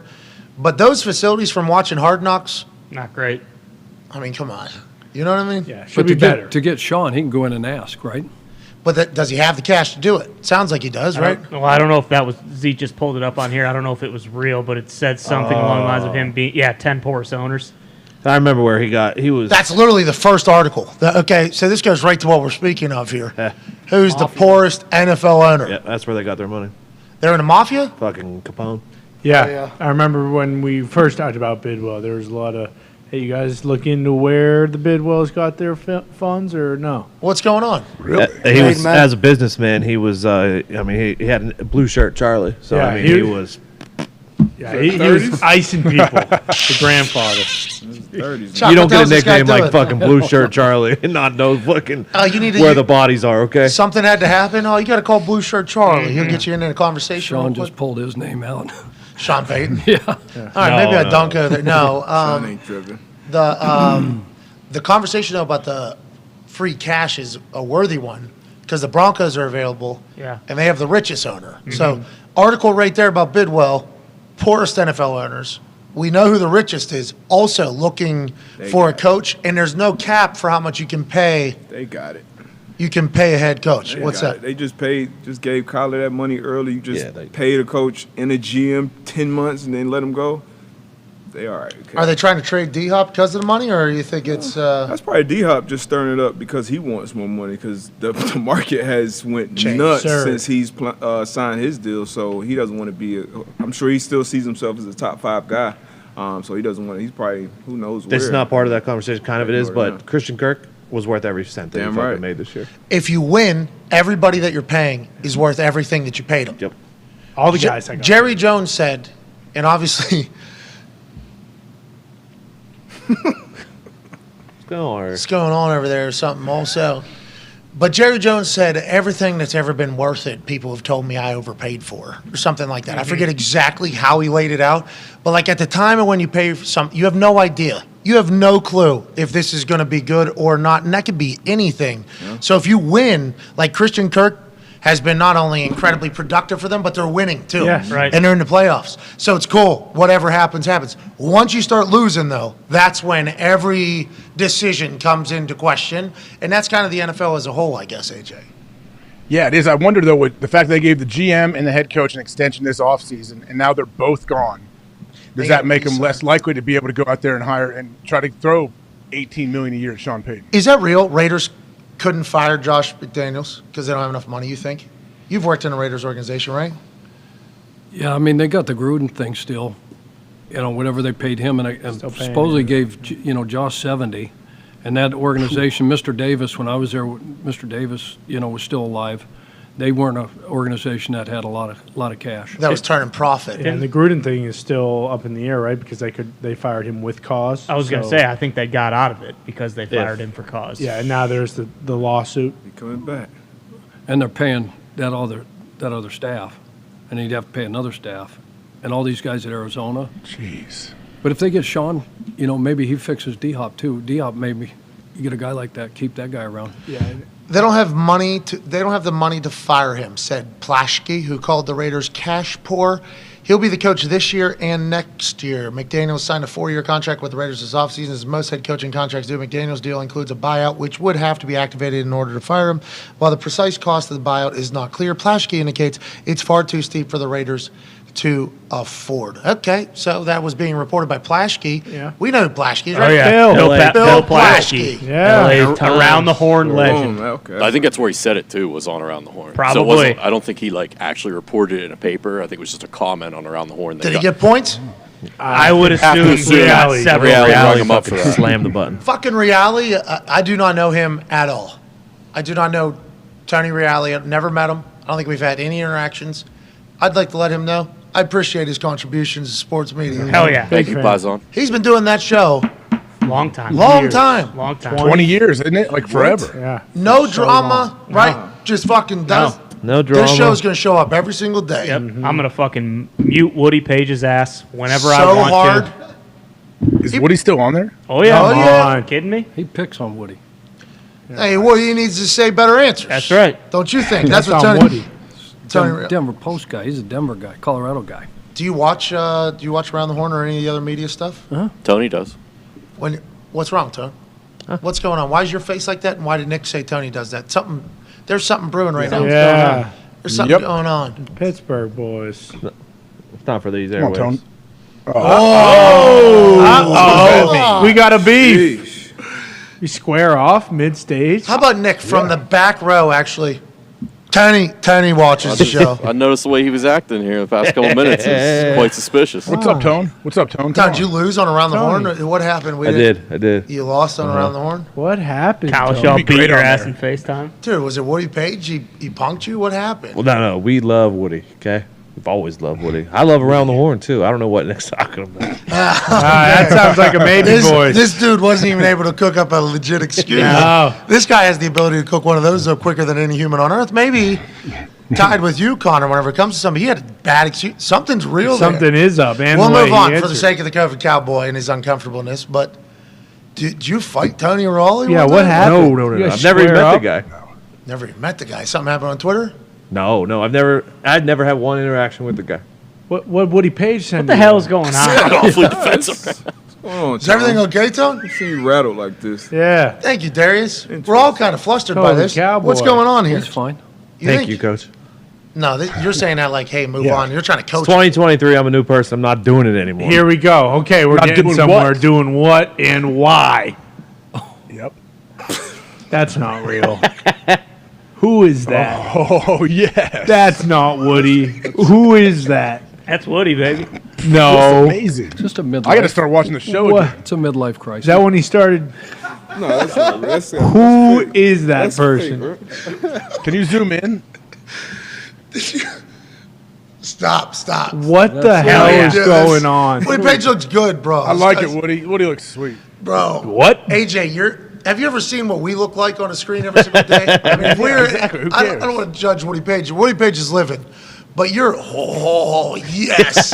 Was literally, it sounded like a rocket was taking off over there, over the photo of Woody Page. I appreciate that reaction, but they've been doing that show a long time. Long time. Now I can't get off it. Yeah, I want me to know what neither. the hell's going on. Tone, just come on, spit it out. Tony man. on Tony crime. It feels We're 12 days into 2023. Yeah, I can't. I mean, I made a promise to myself. except on Thursdays.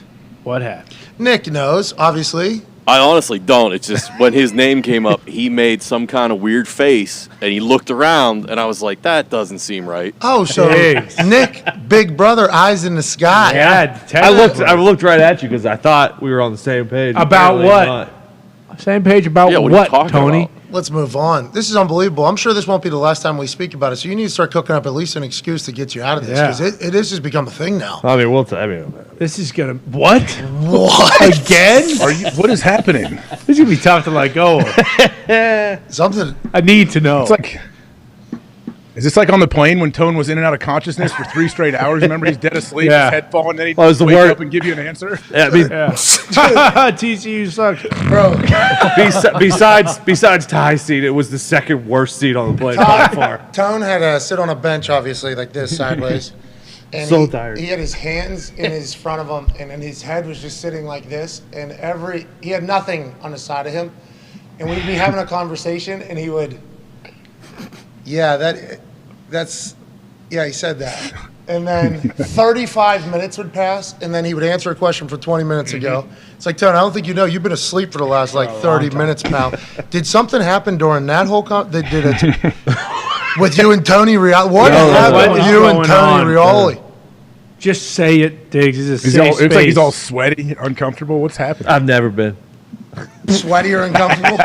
I mean, no, neither. You remember when he said he never had wet socks on? Yeah, that was awesome. And then maybe the next day stepped in a puddle. That was a mistake. So my socks have never been wet before. Just How could you say that? All right, this guy. Hey, Love Paisano. Hey, Tony! I wanted to be Tony growing up. Yeah, but something happened along the way is what we're trying to figure out. Come on. I wanted to be Tony growing up. Envious? Tony looks good. He He does. That's a good program. It is. Look at that. There's the mute button right there. Woody Page gets it, Chuck. You see that? Yep. Boom. Does Tony do anything else? Like I could see him hosting shows on networks and Yeah, stuff. dude. He's Stat Boy on PTI as well. Still? What? No, I don't think so. What? That's where he started. I mean, it. like I saw him there. he as well. was doing it while he was dodgeball on. games, all that stuff. Like if there's a show, like I would think he'd be in the running to be the host. I think that's why I'm so impressed because he is a guy who could certainly do whatever. He's very talented and he's just stayed committed to around the horn. Mm-hmm. I respect that so much. I respect it so much. Yeah, but why doesn't Diggs is what we need to know. So confusing. Why doesn't Diggs what? Respect? So respect it so much because we all do. How good that guy looks. Tone, what's the deal? Is too handsome? No. Okay. I respect handsome. I respect his handsomeness. I respect Tony Reale as a paisan. What don't you respect? But something happened. There's a but at the He end. muted somebody. He said something about somebody. Mm-hmm.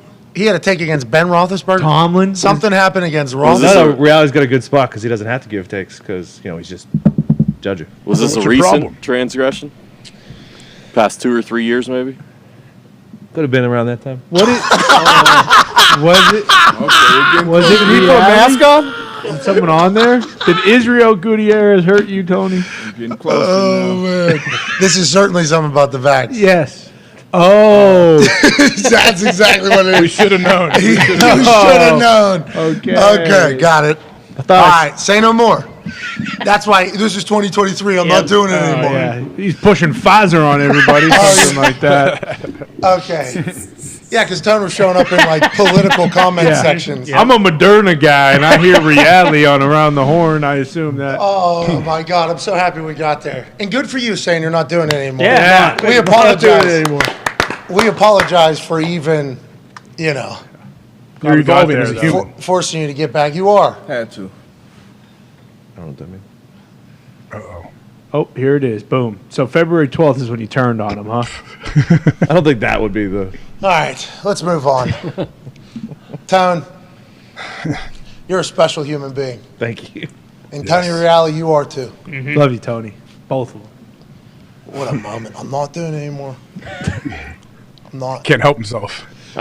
Every screenshot he gets from some friend that doesn't work here of his name being talked about in a comment section of some Politico article. Yeah. He's like, fuck, you can't do that anymore. I don't want that. That's not what I want to be. I just want to be a doofus on stage saying maybe voice stuff. Not doing it in 2023. Here we are, 12 days in, Tony Reale. Yep. Boom. Tony starts shaking. Yeah. Sick of being called a right-wing wacko. Can't do it. I can't do it. I'm not doing it. I forgot. That gimmick stayed in 2022. That gimmick's done. The gimmick's done. But he did. He couldn't. He was starting to visibly get Oh, yeah, I upset. can see the veins in his neck bulging. Yeah. And when Nick gave us the 2 to 3 year timeline. Oh, yeah. Well, Nick is also the one that pointed this out. Yeah, he knew. I looked right at him. I thought he. Nick is that friend who is ordering, Pizza Hut 10 a.m. Sure. What do you think? Well, you guys don't want it? You know what I mean? Yeah. One half. He's bringing the donuts. Had a great That's Hockey Talk last night. Thank you. Oh yeah. Well, Linda Cohn, unfortunately, joined the likes of Barry Melrose, stood us up. She had something. What happened? She had something to do. She had something to do. Linda's last minute. great. She'll be What back on happened? another time, but Absolutely. She pooping? Just want to. We don't know. I don't think for the entirety of the entire. She probably had to say. She's awesome. I'm a big Linda Cohn fan. Oh yeah. love Linda. I would like that to be known. That's why I was excited she was coming on. But instead, you guys had. Mike Kelly from the NHL Network, big analytics guy. He said a couple good things about the Pens, so I like him. Yeah. He said you guys stink. Yeah, well, we're 33-4-4, so I don't really care what anybody says. AJ, you paying attention to the Chicago team? Stoner. No, I changed. Hell Yeah, yeah. Chicago, no question. My brother-in-law, but Chicago or Vegas and Stoner, man, they're looking good. Yep. Toughest barn in the league. Okay, well, That's what you I'm can't talking just about, regurgitate baby. That's what I'm talking about. Are you a puppet? Yeah, have Are some you- are you a original parrot? thoughts. Are you a parrot? Ty got to him on the plane. I did. Primetime Yeah. hockey In tonight. lockstep. ESPN Red Wings are playing the Maple Leafs. Why? Original 6 matchup. It's going to be a great Oh, one. you're Why- gonna Why get does slow. ESPN do Good luck. this? Good luck. No wonder it's not. All right, let's get back into some NFL. Are you still watching the hockey? Nah, not yet. You know, I football thought- season, playoff time. Panthers Playoff stink. I thought you Yeah. said Florida we stink. Panthers. Playoff time. Is F1 still going on? No, but Drive to Survive season. Oh yeah, the golf one. 5. Yeah, That the one's golf coming. one. Full swing. Full No, swing's the coming. Formula That One looks one, awesome. February Yes. 24th to the premiere, but That that one's golf good. one full swing. Hold does on. look awesome. This is seasonal. Yeah, so it'll It's a be reality this show. past season. Yeah. I didn't it'll know be that. Season 5. That's really what made it take off in the States, at least. Once That's when you become Liberty fit. Liberty Media bought F1, Yep. and then they started. They got that old stooge out, right? D-Butt, the old stooge Yep. was not willing to put it on Netflix or do anything Yep. like that, and then new people came in. Boom, the thing is gigantic. Yeah. That's how D-Butt became a fan. No, actually, I caught a smart. race on ESPN first, like the pre-race coverage. Honestly, when you start, getting a little background on the guys, watch the race, and I'm like, oh shit, this shit is kind of dope. And I remember people talking about it a lot on Twitter. Didn't really dive into it. Then I went back, and I was good. I got in late because I was able to kind of binge, the first 3-4 seasons, and it kind of caught you right up to this season. So now, hopefully, I might be in that motherfucker. I tried to walk across the camera a couple Oculus? times. I went to a couple races. So. The Oculus NFL game. Who's calling plays? Darius Butt. Butler. Status Pro. Just didn't tell us about it. Formula One, Drive to Survive, Season 5, Yep. Episode 3. Who's in there? Darius Butler. Look at your cameos. Come on, D-Butt. Miami and Austin, whenever they cover those races. Their golf one's coming out 15th. That one's that going to looks dope. dominate. Is that this month or next month? Next month. Oh, so that's the day we find out. In No way. Yeah, they Oh, got yeah. so lucky. We got so lucky. Yes, Oh, yeah. we did. That was intense. This is what a lot of That was a sports game are going to plan do. for the live guys. Just let you know. What? Shout out to them. I was just told, maybe, by the way. I would believe that. No, it was for sure. Everything's a work. Don't get Brother. worked. But if it's a shoot, you should treat it like a work. And that's for shoot. Brother. We're getting an update that we get early access to this thing. Really? Okay. Okay. Look at us. Now we're talking. Huh? Come on. All right. Here we go. We'll see it. Good How point. many- We'll how many certainly episodes? watch it. We'll Yeah. definitely. Yeah. That's what we do. You know, AJ? You did that with Avatar, right? I seen first 2 hours, 10 minutes of that thing. I missed the last hour, but I will see it at some point. I can tell you it right now if you want. I think it's been long enough. It's grossed over $2 billion. You could probably just give away the entire movie. Start from the beginning, please. Okay, so at the beginning of the movie, they go right into after the first one, and excuse me. Then they fast forward about 15 years where Whoa, Jake whoa, whoa, no Sully spoilers. and No spoilers. Jeez. okay, but Jake Could you imagine Sully if you just took like 30 minutes there? could have done it. Who was that? Who was the dude that Jim Carrey played? Man Andy on the Moon? Kaufman. Andy Kaufman, if he had this particular platform, I think, amongst other things, would have him actually do that for 45 minutes straight. Just out of nowhere, make everybody else just sit there and do it. Do you know anything about him, Kaufman? Yeah, I mean, I've heard people talking about him and seen different things. So, yeah, he would get on stage and just read a book for like 45 minutes. 45 walk the whole minutes? room. 4 hours. Yeah. Yeah, Dude I read mean, a fucking book for 4 comedian? Stand Yeah, up? just like this guy. You know but who like he is? bizarre, like weird, Nah. bizarre stuff at all times. So, like, obviously, people describe him as brilliant and an insane lunatic, idiot, whatever, however you want to view it. Fine line. Yeah, but he used to, you know how static would come up on TVs? he would actually put that into a show. Yep. Stop it so people would have to get up and hit the thing. And then he would have to sit down and then he would play it again. So it felt like like he would do that type of shit. What was his character he dressed up as a different person and never claimed it was him? Yeah, like super mean guy, Italian fella. No offense. Older guy, yeah. Of course. No offense. Back when they hated all. Burying Italians today. We didn't. Oh. Yeah, coming after his own. Yeah. That's what's wrong with everybody. The enemy's always Come on, within, Diggs. Coach. Enemy's always within their own camp. You've taught me that. Yeah. Yeah. You don't win them, you lose them. It's always in your own camp. All right, let's get into the playoffs because we got you here. Hell yeah. What are the messaging you think going on for the teams right now? If you were sitting at a spot like with Brock Purdy as your quarterback, who is on a team that has been absolutely dominant, and he's Mr. Irrelevant, there's no way anybody could have expected him to be able to perform the way he has been able to perform, and the Niners to be in the position that they're in, which a lot of people call them fucking, these guys are going to win the Super Bowl. Oh, yeah. Can Mr. Irrelevant rookie quarter, he's not going to be the offensive rookie of the year. We had a discussion earlier about that because he didn't play enough, I guess is what people are going to say. If this fucking guy doesn't blink in the playoffs, what are we saying about Brock Purdy, you think, like 5 years from now? He's a dude, right? Absolutely. I mean, he doesn't have to do anything but what he's been doing. You got the best defense in the playoffs, best defense in the league. You got Kittle. Wide. You got McCaffrey. Wide. Ayuk. Wide. Debo. Wide. Just facilitate. That's all he's been doing. Just hand it off. Great run scheme. Kyle's going to scheme up everybody. Just run the offense and don't try to do anything outside the norm. You don't got to be a hero. Just get the ball to these playmakers. Let our defense run this damn thing. Yeah. Think he throws for 200? Great question. Yeah. We're maybe putting a parlay together right now. Ooh. He doesn't have to. Boom. That's the worry. Sorry, AJ. D-Butt. And Yeah. Question. they had Jimmy throw the ball 6 times in a fucking championship game. Yeah. You know what I mean? Like, playoffs, That's the we're just scary trying to thing. win. You were at the game, Pat, right? When these guys last played in December? Yes. What did he throw for in that game? A lot. Kittle. Over 200. Yeah. And Christian. Sure. Yeah. And They everybody. get so much yak, so much yard after the catch, though. His guys are so good. I feel like I feel good about it. Great point. He's had over 200 man. yards like every single time he's played, I think, except for last week. Last one, 31, At 178. 13 blowout or some shit. But I just worry that Shanahan in the playoffs, he's not going to be scared to just fucking, hey, if we can run this rock, let's just. Yeah, let's just run it. Because it's playoffs. We don't give a fuck how this looks, what we do. We are just trying to win this game and move on. Here's what he's done in his regular season career. 178, 284, 234, 217, 185, 210, and then 66, Sheesh. obviously, is what he started with. He's thrown for 1,374 yards, 67% completion, 13 tuds, 4 interceptions, Damn 107. good. This Man. fucker's unbelievable. Yeah. Oh, yeah. Very, very good. Would you What be if they win the worried? Super Bowl? That's what they're saying. He's not going to win Offensive Rookie of the Year because that's a regular season award. Yeah. Darius, what were you saying about that? He just hasn't played Just enough. didn't play. right? I said if he played half the season, it would be a runaway because it is a quarterback dream. Or maybe shit, if he was drafted higher, if he was a first round, if he was a top 10 pick, top 5 pick, he would probably be a favorite. But Kenneth Walker had a great year in Seattle.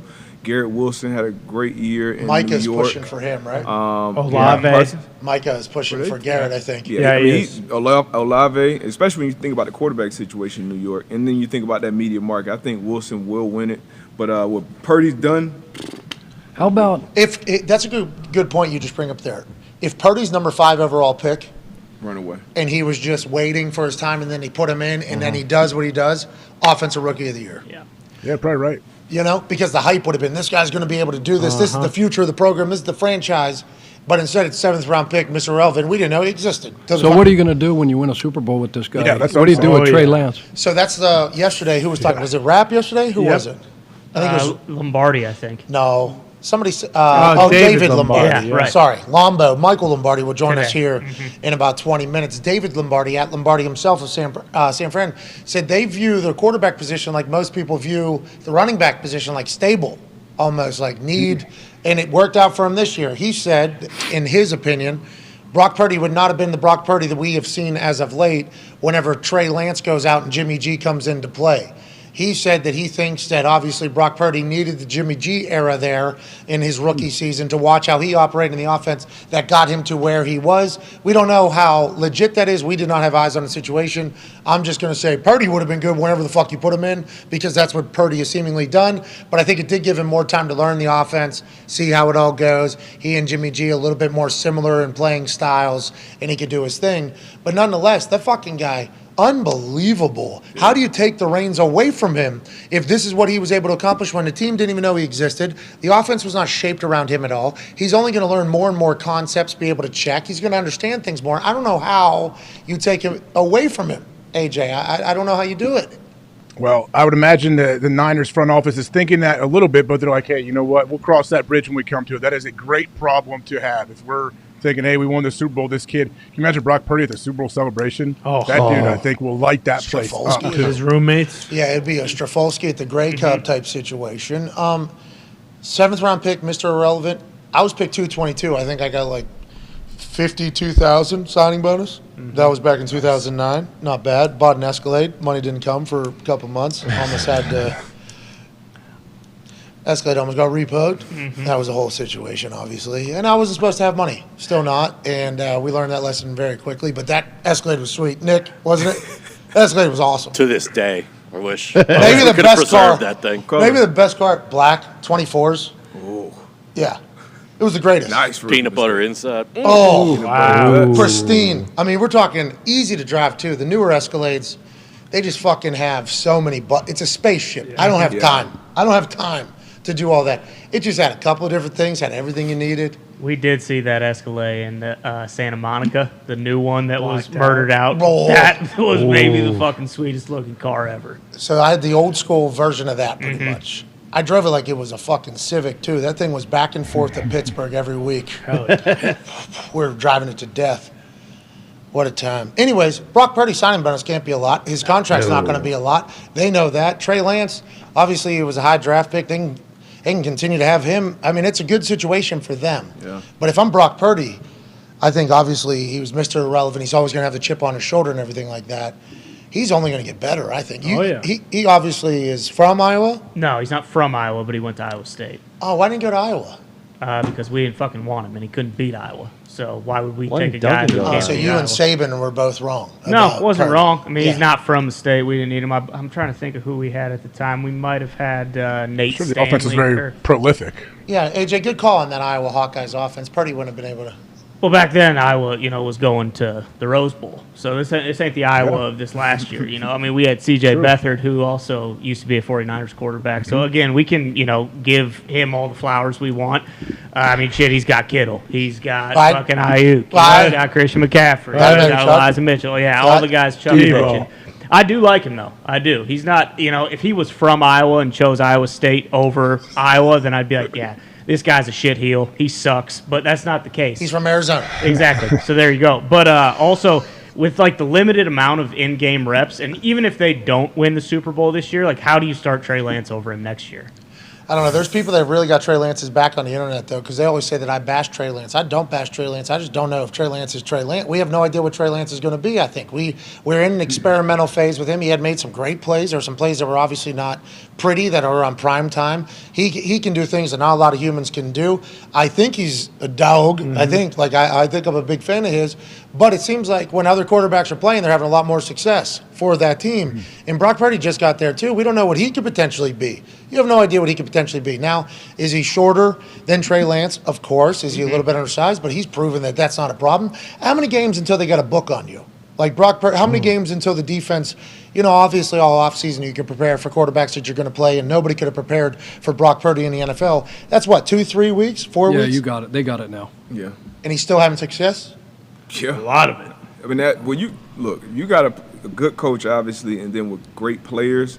We talk about all the skill positions, but AQ Ships has been showing what they've been doing in the trenches as well, and that's what games are a lot on both sides of the ball. So when you got a defense that's getting off the ball, getting you more possession, so you're not stressed about that, not giving up a bunch of big plays.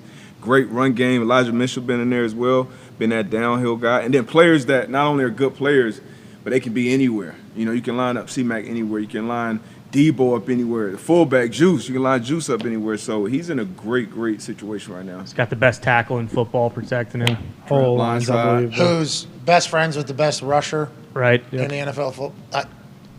That's what we learned yesterday, right? Yeah. Oh, yeah. Mhm. Trent and Bosa are Yep. just Meeting chopping after it up games. post game. What were they playing? They sit cards or they just sit? He said they were just talking ball. Yeah, just talking ball, chopping it up. Imagine probably taking have to- tape off. Trade secrets. Man, you got 4 sacks today? Yeah. That's a fucking big game. How about you? You had 10 pancakes. Yeah. Man, we're pretty fucking good. Huh? And somebody walks by, hey, what's up, man? How about that fucking guy? Kittle. What a moment, those two, just the best in the game. Yeah. Do they one-on-ones, do you think? Would you have those two one-on-one with each other in training camp? Hell yeah. How often? Camp, yeah. Absolutely. Training camp, absolutely. Need it, right? Yep, got to. Have to. That's the time where you callous your hands, you harden the knuckles. It's the only time you have an opportunity. And what does that mean? That means you feel like you have to get past Building the identity of your football team. And Chuck, how tough was it when the new CBA rules and you can't, you used to be able to, like, day one of, when I came in the league, day one of camp, full pads, 2 practices each one, 2.5, 3 hours long, like banging the whole time. Then they changed that. You can't wear pads as much. How did that change it for you? no, it's huge. I mean, you got a ramp-up period. It was like you get a day off. In this new thing, it was like, okay, we do, nothing, just a team meeting and whatever. And then you go out and you're in shorts and you can do a little bit. Maybe do a condo test, conditioning test. Then the next day was maybe helmets. And then you had pads, and then you had to give them a day off. So it's just like right when you want to start ramping it up. Like, hey, it's like couldn't have to build up a little football body. Yeah. Have to build Hammer up. and them come down and goes, tomorrow's day off. You didn't realize that, right? You're like, what the hell? I mean, think about trying to develop, young players, try to develop a quarterback in these times, because the offseason is nothing. The offseason is nothing. Who's going to be able to adjust to it the best, you think? Old school guys, young school guys. This is like a young school thing, but will young school teams ever be able to beat old school teams? They know who they are, like the Shanahans. I mean, he's got his system. They draft to that system. They know exactly what they're going to be, offense and defense. They have their identity. They know exactly what they want in a player, the character of a player. They've got that. It's all in place, so they just plug and play guys. And the coaches that can be most efficient with their time. 'Cause like Chuck was talking about, you got them in such small amounts of time. So if you're just coming in there and you're wasting time with shit, like if you're getting good walkthroughs, you're getting good meetings, getting good efficient practices, those are going to be the teams that's the players too, who are in these different meeting rooms, who are your captains, who is kind of driving that culture. AJ, do you think you would have felt too soft if you were in the modern day training camp? Did you need I feel like some guys say they hate it. Training camp was hated by everybody, and I'm only saying that because I was all right. I was all right. No, but the hitting, the pounding on each other, the big dudes, the big fucks were always seemingly like, tomorrow we're doing full pads. And that's how they live their whole lives pretty much, so it's not out of the ordinary. But I was okay, so I got a chance to kind of chat with everybody. A lot of guys felt like they needed it, right? Like it wasn't that something that people thought they needed? Was the banging a little bit to get into football shape or no?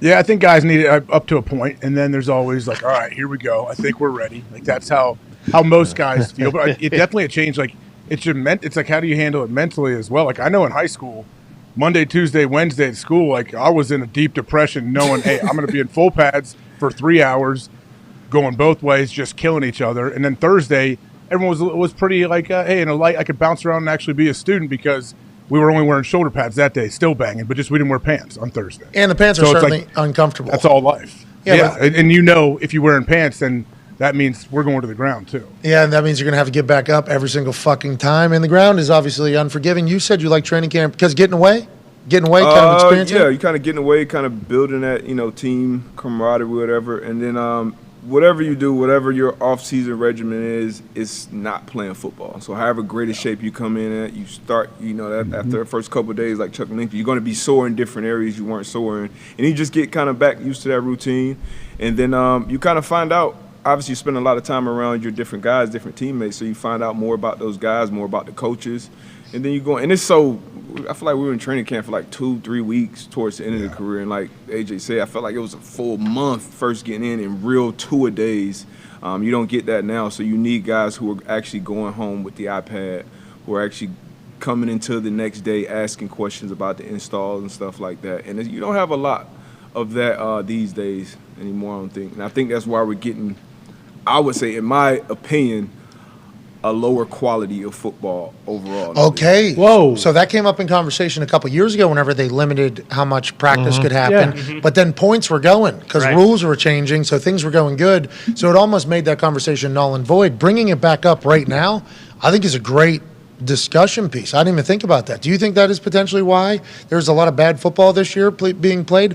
More specifically, a lot of primetime games, which is not normally the case? Yeah, absolutely. If you're not working on your craft, if you're not spending time doing it, and you're not practicing, 10 OTAs, the phase 1, phase 2 is nothing.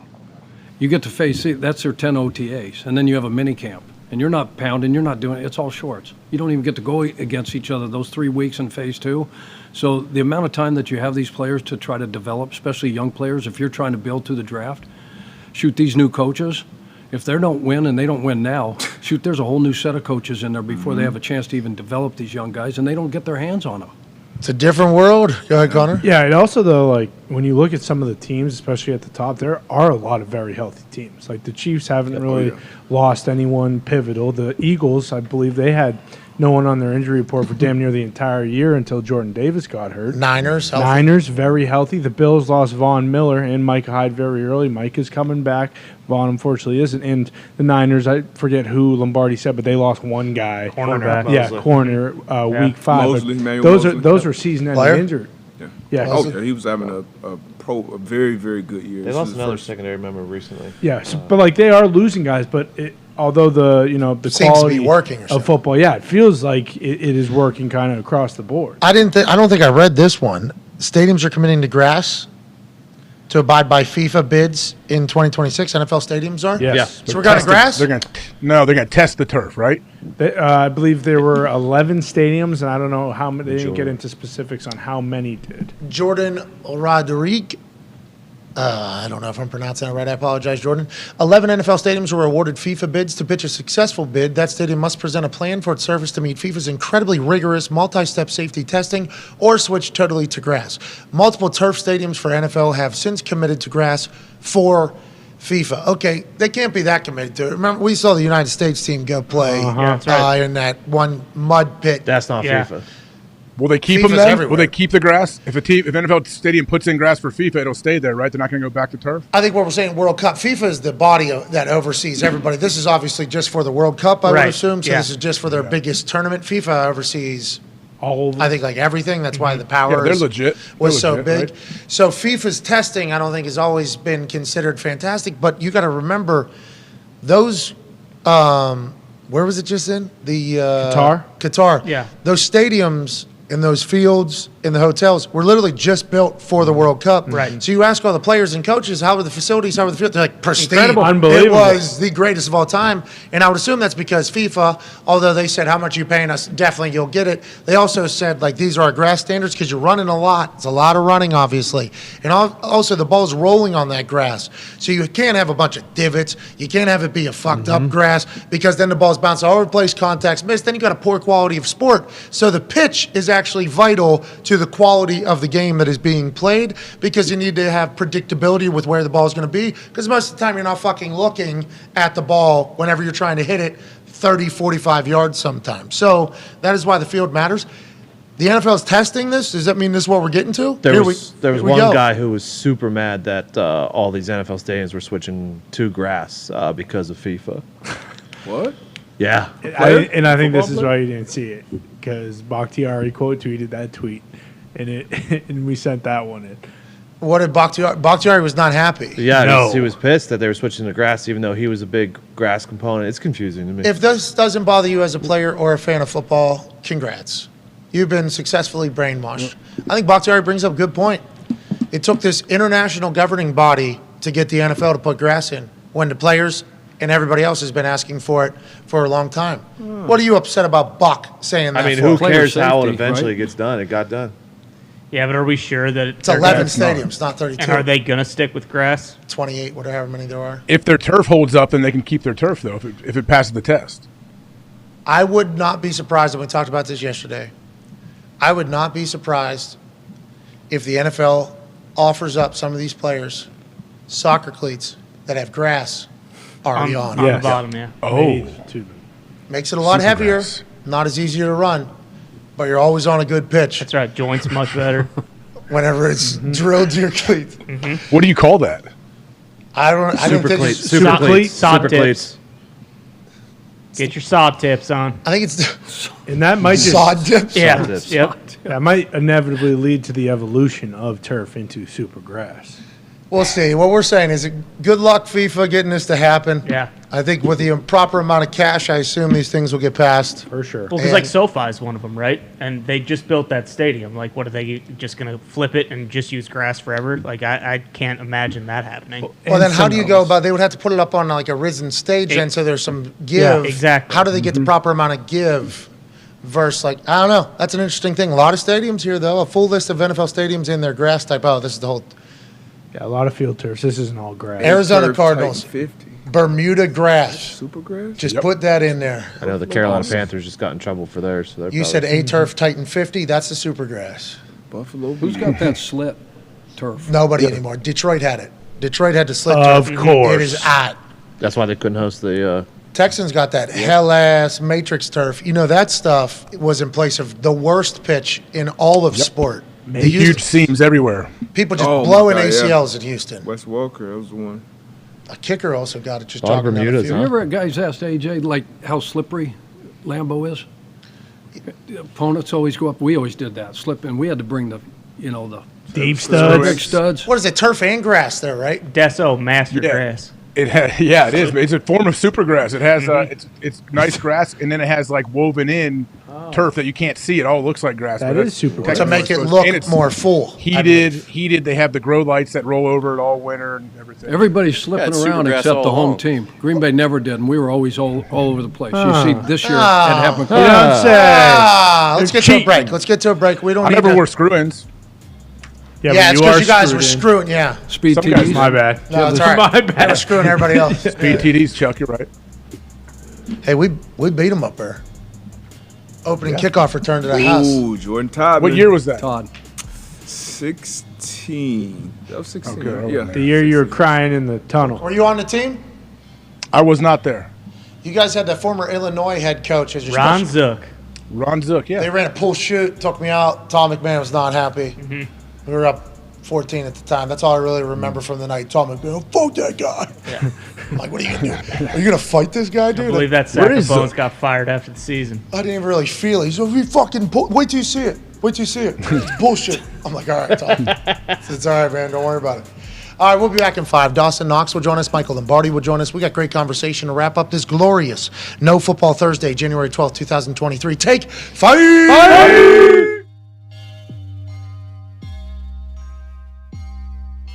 What an honor. What a dream. Being a part of game day was a joke. Being on the field for this is a joke. We continue to live the dumbest life of all time.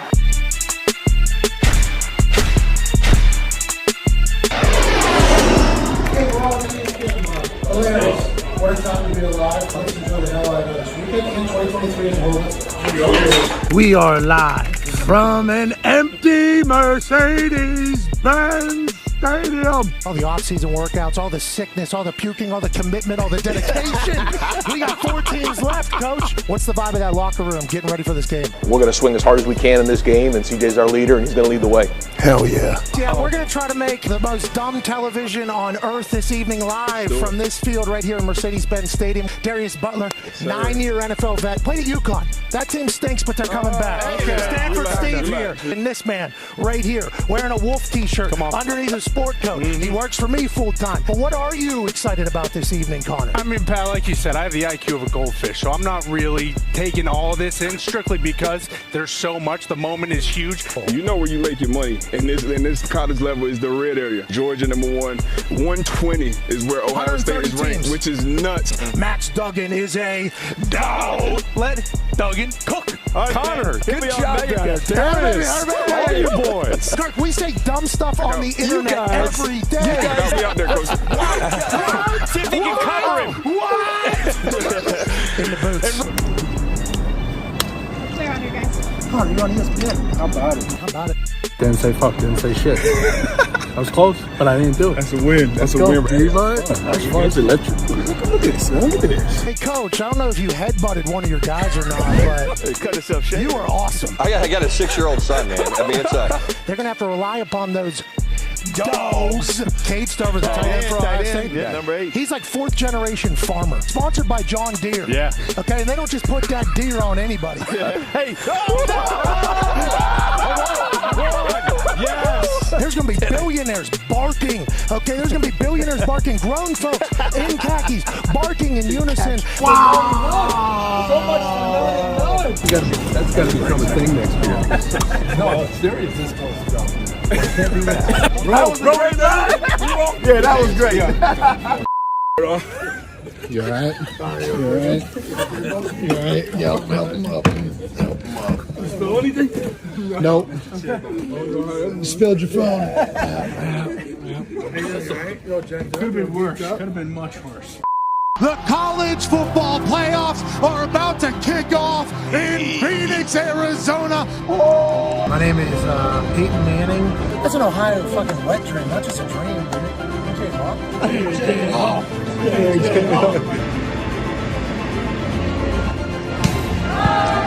Did you see A.Q. Shipley stacked on top of Q, on top of Cole? I feel a shot coming. Sound like Taylor. Oh, I told you!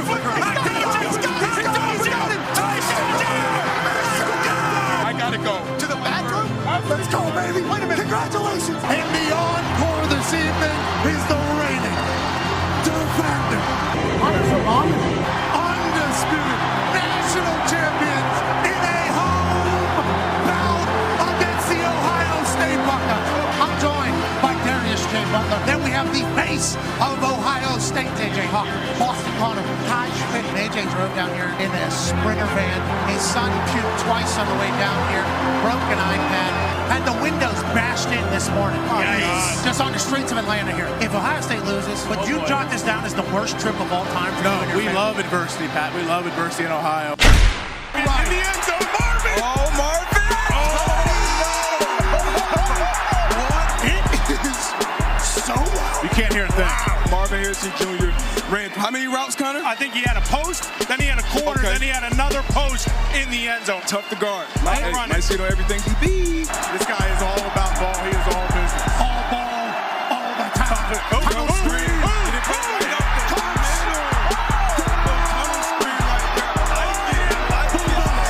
Looks like he's about 7'9", 550. He looks 2 feet bigger than everyone else out there. D-Butt, look at his dog. Look at his dog. Look at him. Oh, look at him. One-on-one over there. Oh! Grab that thing. Touch the ball, touch the ball. We'll throw back the ref. Get that thing. Throw that thing, sling that thing. Hey, good by his ball. Actually, let me punch it. Wow. What a run. Again. There go that man again. Back to tight end. Deep shot. He's got him.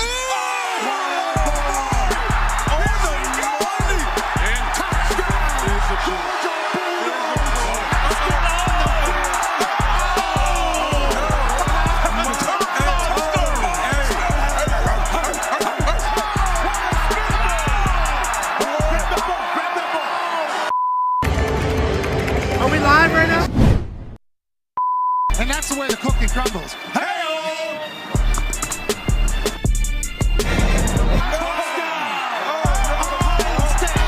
Fours up, put your fours up. That's coming right to me. That's short.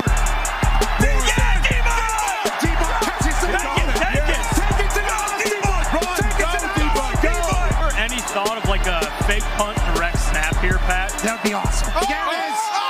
There it is. Time. No. They call timeout. What happened? The timeout on the fake punt in the fourth quarter is being described by a lot of people as maybe the greatest timeout in the history of college football. You know, we've had 2 punts faked on us this year. We are very aware and know that people are going to try to steal possessions. Connor, what quarter is it? I believe, Pat, if I check my left hand, it is the fourth quarter. Snap down, hold good. Kick is. Looks good. Get it, catch it. Yeah. What a kick to put the Buckeyes on 6. Well, I would be remiss if I didn't acknowledge your great catch under the goalpost. I want you to know when I saw you make that, I thought, I thought for a second, is he going to return it? I had visions of kick 6 when you caught that ball, so don't do that to us anymore. But Jackson takes a shot to the corner. Touchdown! Georgia! Oh, no! Georgia fakes that time. Oh, 3 seconds. Going bananas. And if you didn't know who we were before our show, yes, every day it is somehow this day. Wow, what a game. Let's put on a drink. It was a good time, man. From all of us to all of you, Happy New Year. Enjoy the hell out of your evening.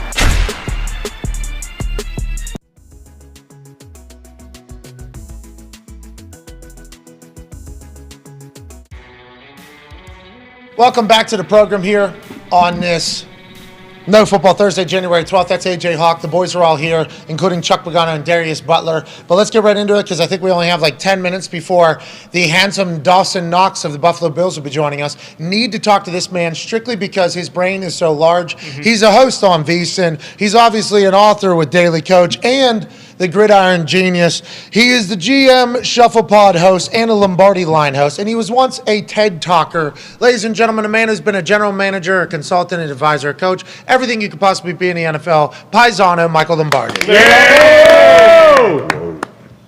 Guys, great job the other night. I enjoyed it. I don't know how Chuck feels about this. Chuck worked both ways. From a coaching standpoint or from an observation of football standpoint, for me, I was never very good at watching the game from the field. Like, my eyes were never trained from that all 22 on the field. I could see the game from above, and they put you guys in a hard spot because unless you're really trained to see it that way and you can maneuver around, it's hard. It was a hard thing to do. Well, we appreciate you watching and also texting us. We alluded to an Italian man who knows a lot sending us information. People thought maybe it was Chuck. What's that, Lumbo?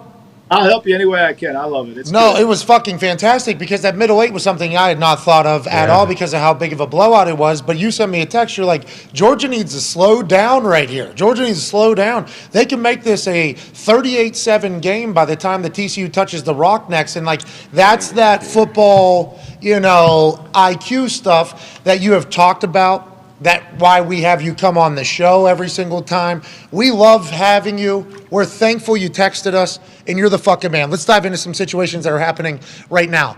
Derek Carr is allegedly going to be up for a trade here. If he is cut before February 15th, the Raiders only owe him $5 million, and they only have $5 million in dead cap. Right now, it's like $40 million in contracts, let alone what the next year is. Do you think he gets traded by February 15th? Do you think this league is so quarterback needy that Derek Carr and his big contract will be traded before February 15th, seemingly the deadline for this whole thing? I think there's a good chance because the Raiders probably won't be. I think the transaction will be more about keeping that contract intact to the next team and then redoing the contract. So I think that's something that I think could happen. I truly believe that it's going to be one of those situations where they're going to have to work together because the Raiders know at the end of the day they're not going to get a lot out of this trade, maybe a mid-round pick or something like that. But and then Carr needs to go somewhere where at least he's guaranteed. Say he hits the street. Right, and everybody thinks there's gold out there on the street, but perhaps he doesn't make as much as he's due to make in this contract. So he's better off kind of keeping this contract intact and then working around it and then pick his new team. What would that new team be? What do you think he's looking for, Lombo? Where would be a good fit? I would think, knowing the situation, as he's been through so many coordinators in his career in Las Vegas and before Oakland, I would think he'd want to go with somebody who he's familiar with, somebody who he knows the terminology, somebody who's coached him from before. And I don't know if we can determine that yet because the landscape of the league hasn't really been determined. We've got 5 openings. We're going to have more probably. I mean, I don't know what's going to happen in Los Angeles with the Rams, but for me, everybody keeps asking, is Sean McVay coming back? Is he coming back? I mean, to me, if I were at the Rams, I would want, Sean, are you willing to do 3 years? Because it's going to take that long to get here. So we're going to have probably more openings. And once we have more openings, that'll change the infrastructure of a lot of these teams and the coordinators. And I think Carr's going to want to go to a team that he's familiar with the coach, who's called plays with him, he knows them, and he's comfortable with them. And so there's a less of a transition. So you don't think February 15th is the deadline then because they'll be able to trade the contract regardless? They'll be able to trade the. I mean, they don't have to do anything until March the 3rd when that guarantee kicks in. Now, I think at some point they'll say to themselves, they're making phone calls now. Dave Ziegler, the general manager of the Raiders, is making phone calls, and if he's getting a lot of, hey, we're not interested in that deal, then eventually he's just going to have to say, okay, nobody wants this. Tell the agent, nobody wants the contract. We'll cut you. You're on your own. Okay, so let's chat about another situation. You say Sean McVay. What about Sean Payton? All signs seem to be pointing for Sean Payton to go to Phoenix, Arizona, and be the Arizona Cardinals head coach with Kyler, who he has spoken glowingly about in the past on numerous occasions. I assume he spoke good things about Russell Wilson as well, and that's an opening that could potentially take place for Sean Payton. Where do you see him going? What do you think about Sean Payton's current leverage, and how long do you think we wait this whole thing out? I think he's got all the leverage in the world, right? But I do think in Arizona, if you study the Bidwell family, Michael Bidwell, his father, Bill Bidwell, this is not typically something they do. They've never turned over the organization to a coach and just said, you run it. Yeah, Buddy Ryan was in there, and he brought Joe Woolley with him, and Bruce Arians came in, but there was already Steve Keim was there. This is not their modus operandi. I get the sense from listening to people, Adrian, the GM, they want to hire a GM first. And if they hire Adrian Wilson, I think Vance Joseph has a really good chance to get this job. If you watch the last game of the year, they played hard on defense. They didn't play great, but they were playing hard. They got the 49ers to punt in the second quarter. I think the players respect Vance. I could see that going a long way. And I'm not sure they're ready to go down, give one coach all the authority and let him run the organization tree. So what do you think, Denver? I think certainly Denver's in play, but remember, we go back to what we talked about. Somebody's got to make the Saints happy in this deal, and you got to have first-round picks to make them happy. You don't just give away a great coach for a sixth-round pick. Yeah, they don't have it, right? So Denver's not in play. Right, it's going to be hard. That's why I think Denver. I think Denver will go down this road. I think what Penner said, the owner of the Broncos, and Harbaugh interviewed there, I think that could be where it could end up. I think Harbaugh would be the ideal fit based on the description that he gave at his press conference a little while ago. Okay, Chuck has a question for you, Paisano. Hey, Mike, how you doing? Two of my favorite years in football, man, was out in Oakland, and you took great care of me, and I've always be appreciative of that. And to your point, when you first started looking at the game from up top, you remember I was up top, watching the game for Robbo from the press box, and no doubt about it, you can see the whole field, you can see the whole game. From down on the sideline, really, really hard. Not even close. I don't know how coaches do it. I really don't. Like, you asked me after practice what happened, I really don't have an answer. I see some things, but I got to go watch the tape. It's hard. But, God darn it, Chuck, you did a great job. He kept the safety in the middle of the field. I loved it. Thank you, Chuck. Hey, Lombo, so you're Chicago, you're on the clock, right? There's a lot of talk about, hey, they should probably think about trading Justin Fields and take, Bryce Young from Alabama. What's your thoughts on that? Well, I think you got to really grade Bryce Young. He's 185 pounds, maybe 190. I think he's a great college player. But I missed the memo that Doug Flutie's back in vogue in the NFL. I didn't realize little guys are back. I love Bryce Young. I think he's great. Could he be a great pro? Yeah. I'm worried about durability with these guys. We're at almost 70 quarterbacks changed over in the NFL. I think you're going to ask that. And teams that use a grading system like New England, like Houston, like some of these other teams, it's hard to grade a guy undersized that high to pick him first overall. I think if I were Ryan Poles, I would continue down the Justin Fields train because I think you've got to build this six-back offense around him.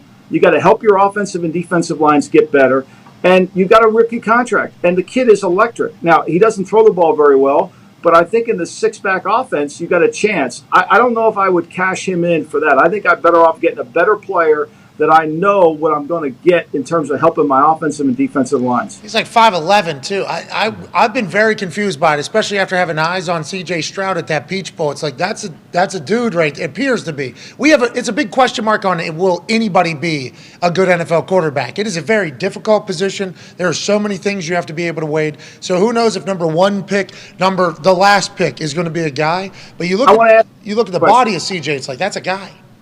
I want to ask you this question. You were at the game. Everybody says Stetson Bennett's too small. You were on that field. Everybody says Stetson Bennett's too small, but everybody says Bryce Young's going to be the first pick. And I think Stetson Bennett's bigger than Bryce Young. A lot of Purdy in Stetson, huh? A lot of Purdy in Stetson. And I think they're saying he's too small because have you seen that fucking Georgia offensive line, Lombo? Lombo, he's standing around giants. I mean, he's standing around giants down there with Kirby. Go ahead, AJ. Lombo, I was wanting to ask you about Stetson. So we were there. We got to see that guy play. Like he's special. His team responds to him as well, and he could sling the ball. Where do you think he ends up getting drafted? And like, couldn't this be one of those stories where all of a sudden the guy gets thrown in there, and we know he's a gamer. He wins games. Like, where? I guess from now until draft, what do you think is going to happen with him? And does 25 matter? I think he's going to move up the ladder, right? No, I don't, because I think, look, none of us have long lifespans in the NFL, right? There's no longevity in the NFL. Everybody getting fired after 2 years anyway. So I think he's improved more than any player I've seen in college football, and his arm's gotten stronger. I think what we see with Stetson Bennett is simply the marriage, right? You got to have, like with Brock Purdy, it's the perfect marriage. I sell this story in my new book, Football Done Right. When Bill Tobin was the general manager of the Bears, the morning of the draft in 1979, he kissed his wife and said, if Joe Montana's there, we're going to draft him in the 3rd round. And she said, that's all we want to do. And so he went to work that day. He drafts Willie McClendon. I don't know why he did that. And it made his family. But Joe went to San Francisco. That was the perfect system. Joe's a great player. He could play anywhere. But that system highlighted Joe's talents, just like Brock Purdy highlights his talents in Kyle's system. I think a lot of this problems at quarterback is you're not marrying the system to the player. And I think for Stetson Bennett, that's going to be the conversation. I think he'll be a great backup quarterback in the league because he's smart, he's tough, he prepare like a starter, and eventually he could become one. Well, he's a backup quarterback in college. Remember, they tried to cut him. Oh, yeah. He's a walk-on. He's been there, done that. He'd have that Heineke kind of mindset, it feels like. Oh, yeah. Yeah, man, I'm just here to ball. I'm having a good time. I'm going to go Zen, too, by the way. Yeah. Let's just go ahead and do this. Loves ball. His teammates enjoy the hell out of him.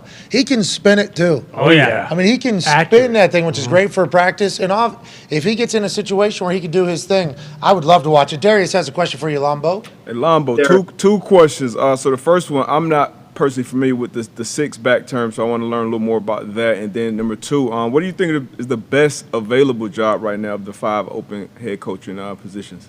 Well, the 6-back term is a term I used about the quarterback who's involved in the run game. So there's 5 skilled players on the field all the time, and the quarterback is the 6th. And when you put him in the run game like Buffalo does, that becomes a whole different run game, right? So they run counter left, and they run game, right? So they run counter left, and they run Josh Allen back to the right. And Chuck, it's a hard thing to defend. It's a hard thing to prepare for. It's the academy offense, if you will. And some teams like Buffalo, like Philadelphia, they highlight it really well. And like Philly last week, when you don't have to account for the 6-back in the run game, it's a different run game. So now you can prepare for it because he was hurt. I think the best job out there is Denver, and I'll tell you why. Because I think Denver's owner gets it. I think he's going to build something bigger. I think he understands he needs a CEO. I think the Carolina team's really talented. We saw them come back with Steve Wilkes. I think they need a quarterback, but I think they're on the cusp. They're 7-10.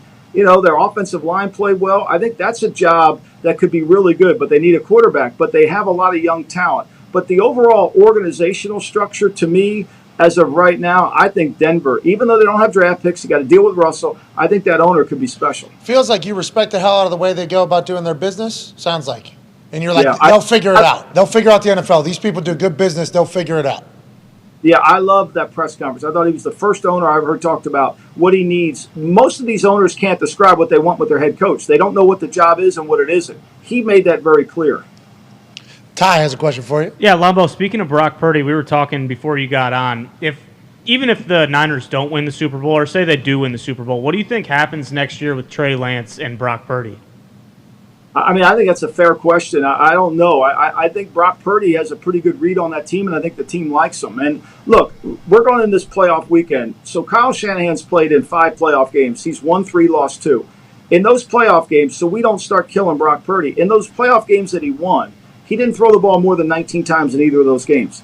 Like, he's smart, and he understands playoff football is different than regular season. So I think we're going to see that run game featured more than Brock Purdy. And in the offense that he's running, it's so perfect for Purdy. There's really not a hard throw. He runs it so it's easy. Why is San Francisco so good?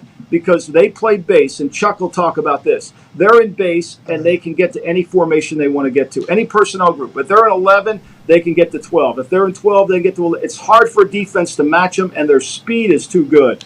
And Purdy can execute it. Paisan, last one quick here. Tom Brady going to play like Tom Brady? Is Tampa Bay got a shot here to make a run? I don't know. I think Tom Brady will play good. I worry about their defense. They got to be healthy on defense. I think the best thing that happened to Dallas was getting beat in Washington. Now they're the underdog. Now they're the chased one. They're no longer the hunted. They're the hunter.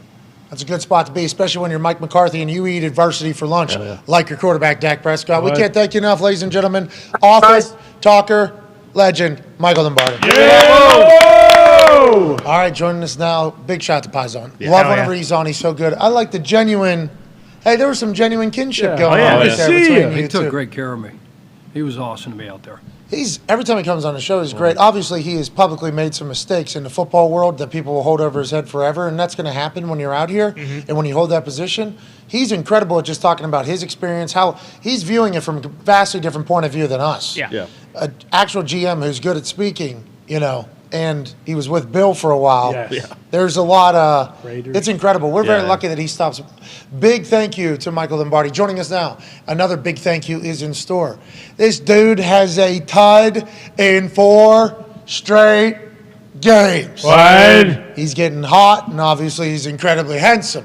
Tight end, best friend of Josh Allen, we've been told, and it shows up whenever it has to. Welcome to the playoffs to the Buffalo Bills. Welcome to the playoffs to the entire Bills Mafia, and welcome to the show, Dawson Knox. Hey, everybody. Appreciate y'all having me. Hey, sorry we made you wait there a couple minutes. We're ending up that call with Michael Lombardi talking about the playoffs. Let's dive right into it. How's the vibe? Here we are. We're back. Let's go. It's playoff football, Dawson. What's it like? Especially good vibes, getting DeMar back home, having him in Buffalo just with some of his family, back somewhere where he's comfortable has been awesome. He FaceTimed Dan. He actually broke us down after the win on FaceTime. That's awesome. So vibes are good in the building. It's playoff time. What was it, team on 3, team on me, or did he give a speech there a little bit? I think it was exactly team on me, team on 3. I think that was actually the exact breakdown. Yeah. Well, you painted the picture well. It felt like I was in there. I had my hand up and everything. It was excited. Everybody was a Buffalo Bill last week. It felt like as you were fighting through that. What was it like? I assume that was a roller coaster of emotion all week. Did you guys know stuff before we did, or were you getting information at the same time as us? It felt like there was moments there where we thought he was dead, obviously, I assume. And then it was like we weren't hearing much. Is that good? Is that bad? Were you guys experiencing the same thing? And how did you balance it?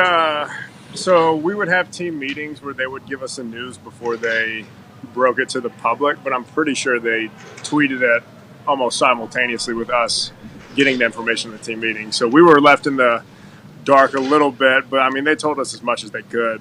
They did a good job keeping us updated, telling us as soon as we heard anything official. But we would have little team meetings, and then they'd make their public release or whatever. That's tough. That's a tough thing. Great. Hey. Yeah. Obviously, how is he? He's back in Buffalo. Yeah. Let's Oh, go. What a jolt of Yeah, it's energy huge. that has to be, of course. Yeah, AJ, go ahead. Absolutely. Dawson, what was it like in that room the first time you guys got to see him on camera? I guess Coach said he flexed to you guys the first thing he did when he popped up. Like, can you describe what that room was like? Oh, it was electric. And I think Josh used the word spiritual. I think it really was spiritual, just that energy, and it really felt like almost the whole country was coming together over DeMar and over the team, praying for him and his safety and his health. So to be able to see him with his eyes open, flexing with us and, just saying a couple words. I mean, everyone stood up, started clapping, started yelling.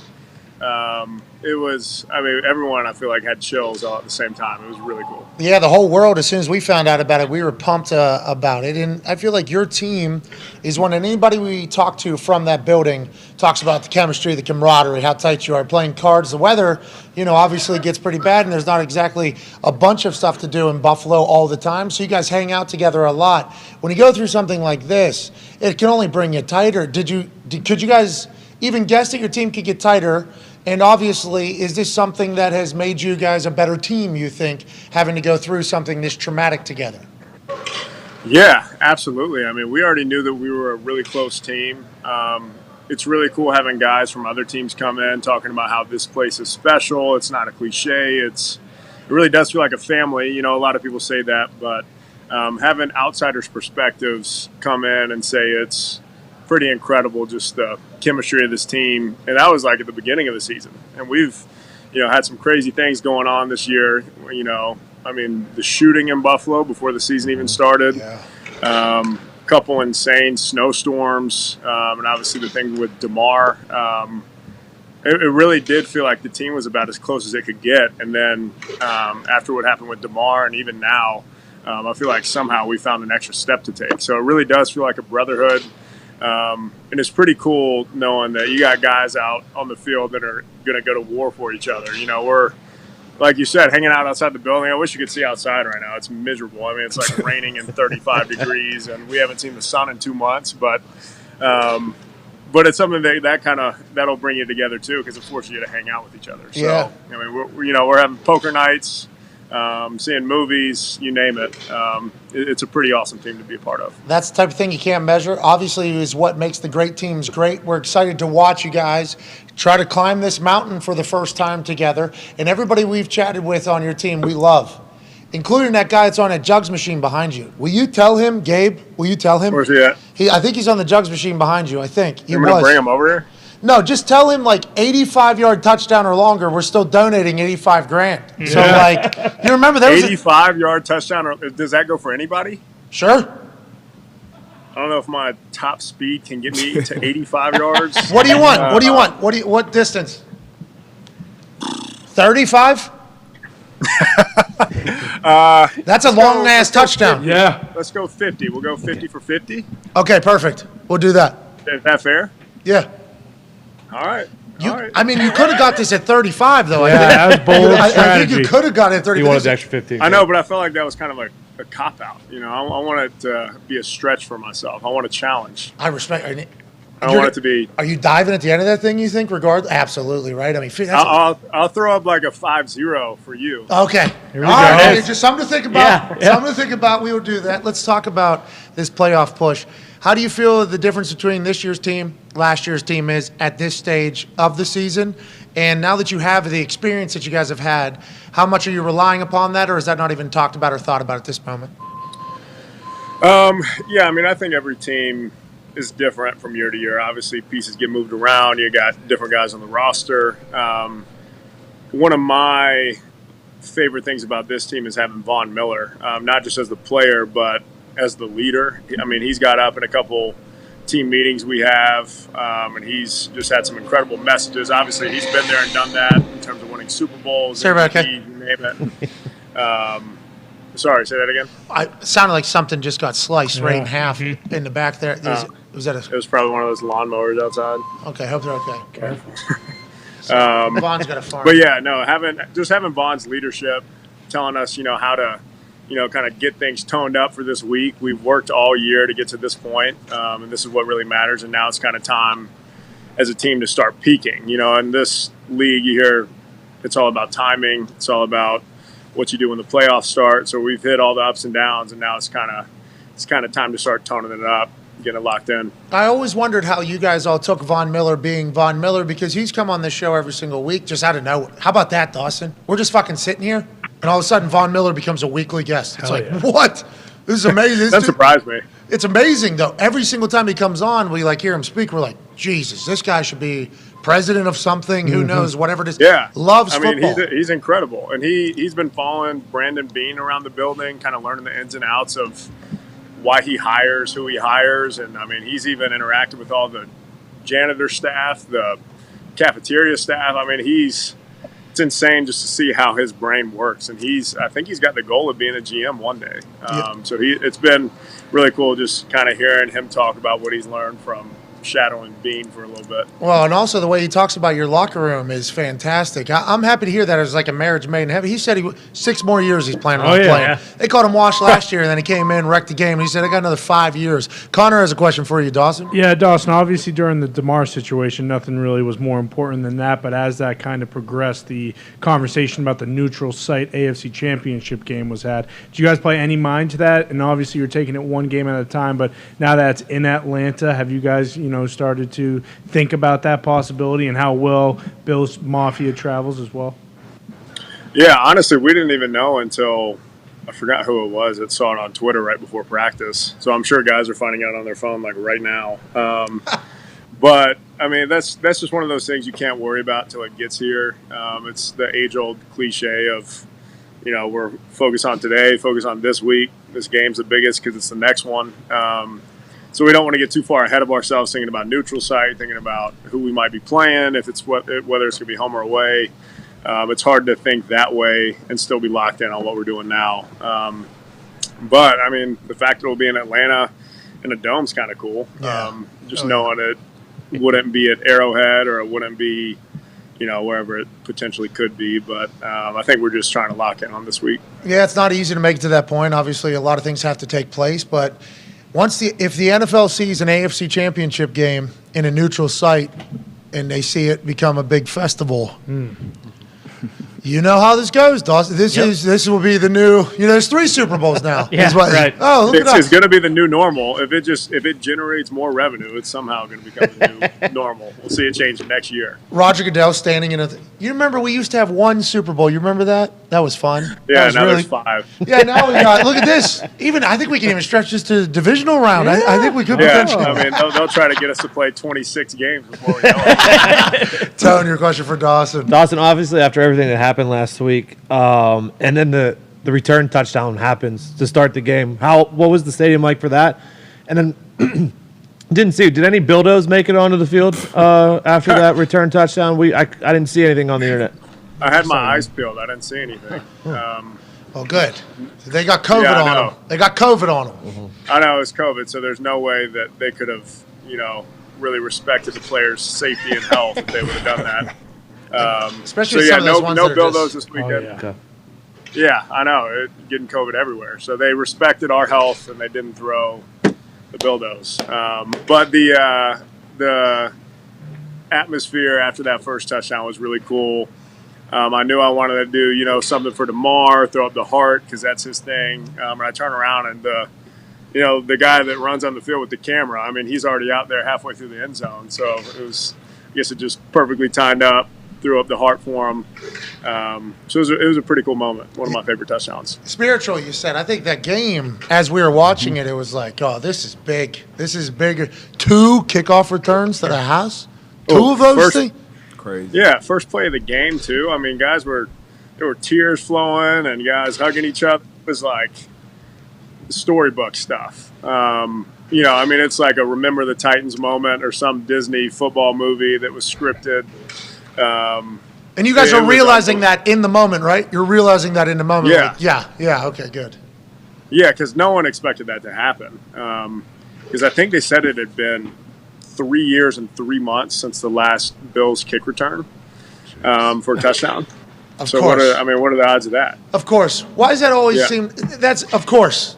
You know what I mean? Right. And I think Josh threw 3 touchdowns. I think our defense had 3 interceptions. It was insane. After that first kickoff return. Yeah, this is we're in a movie right now. Yeah. Boys, this right. is It really did feel like that. And then it turned out to be a little more of a dogfight than we wanted it to be. After that kick return touchdown, we're like, we're killing these dudes. But 59 minutes still. Yeah. Yeah. It took us a little longer than we wanted to, but thankfully we got the job done. Go ahead, AJ.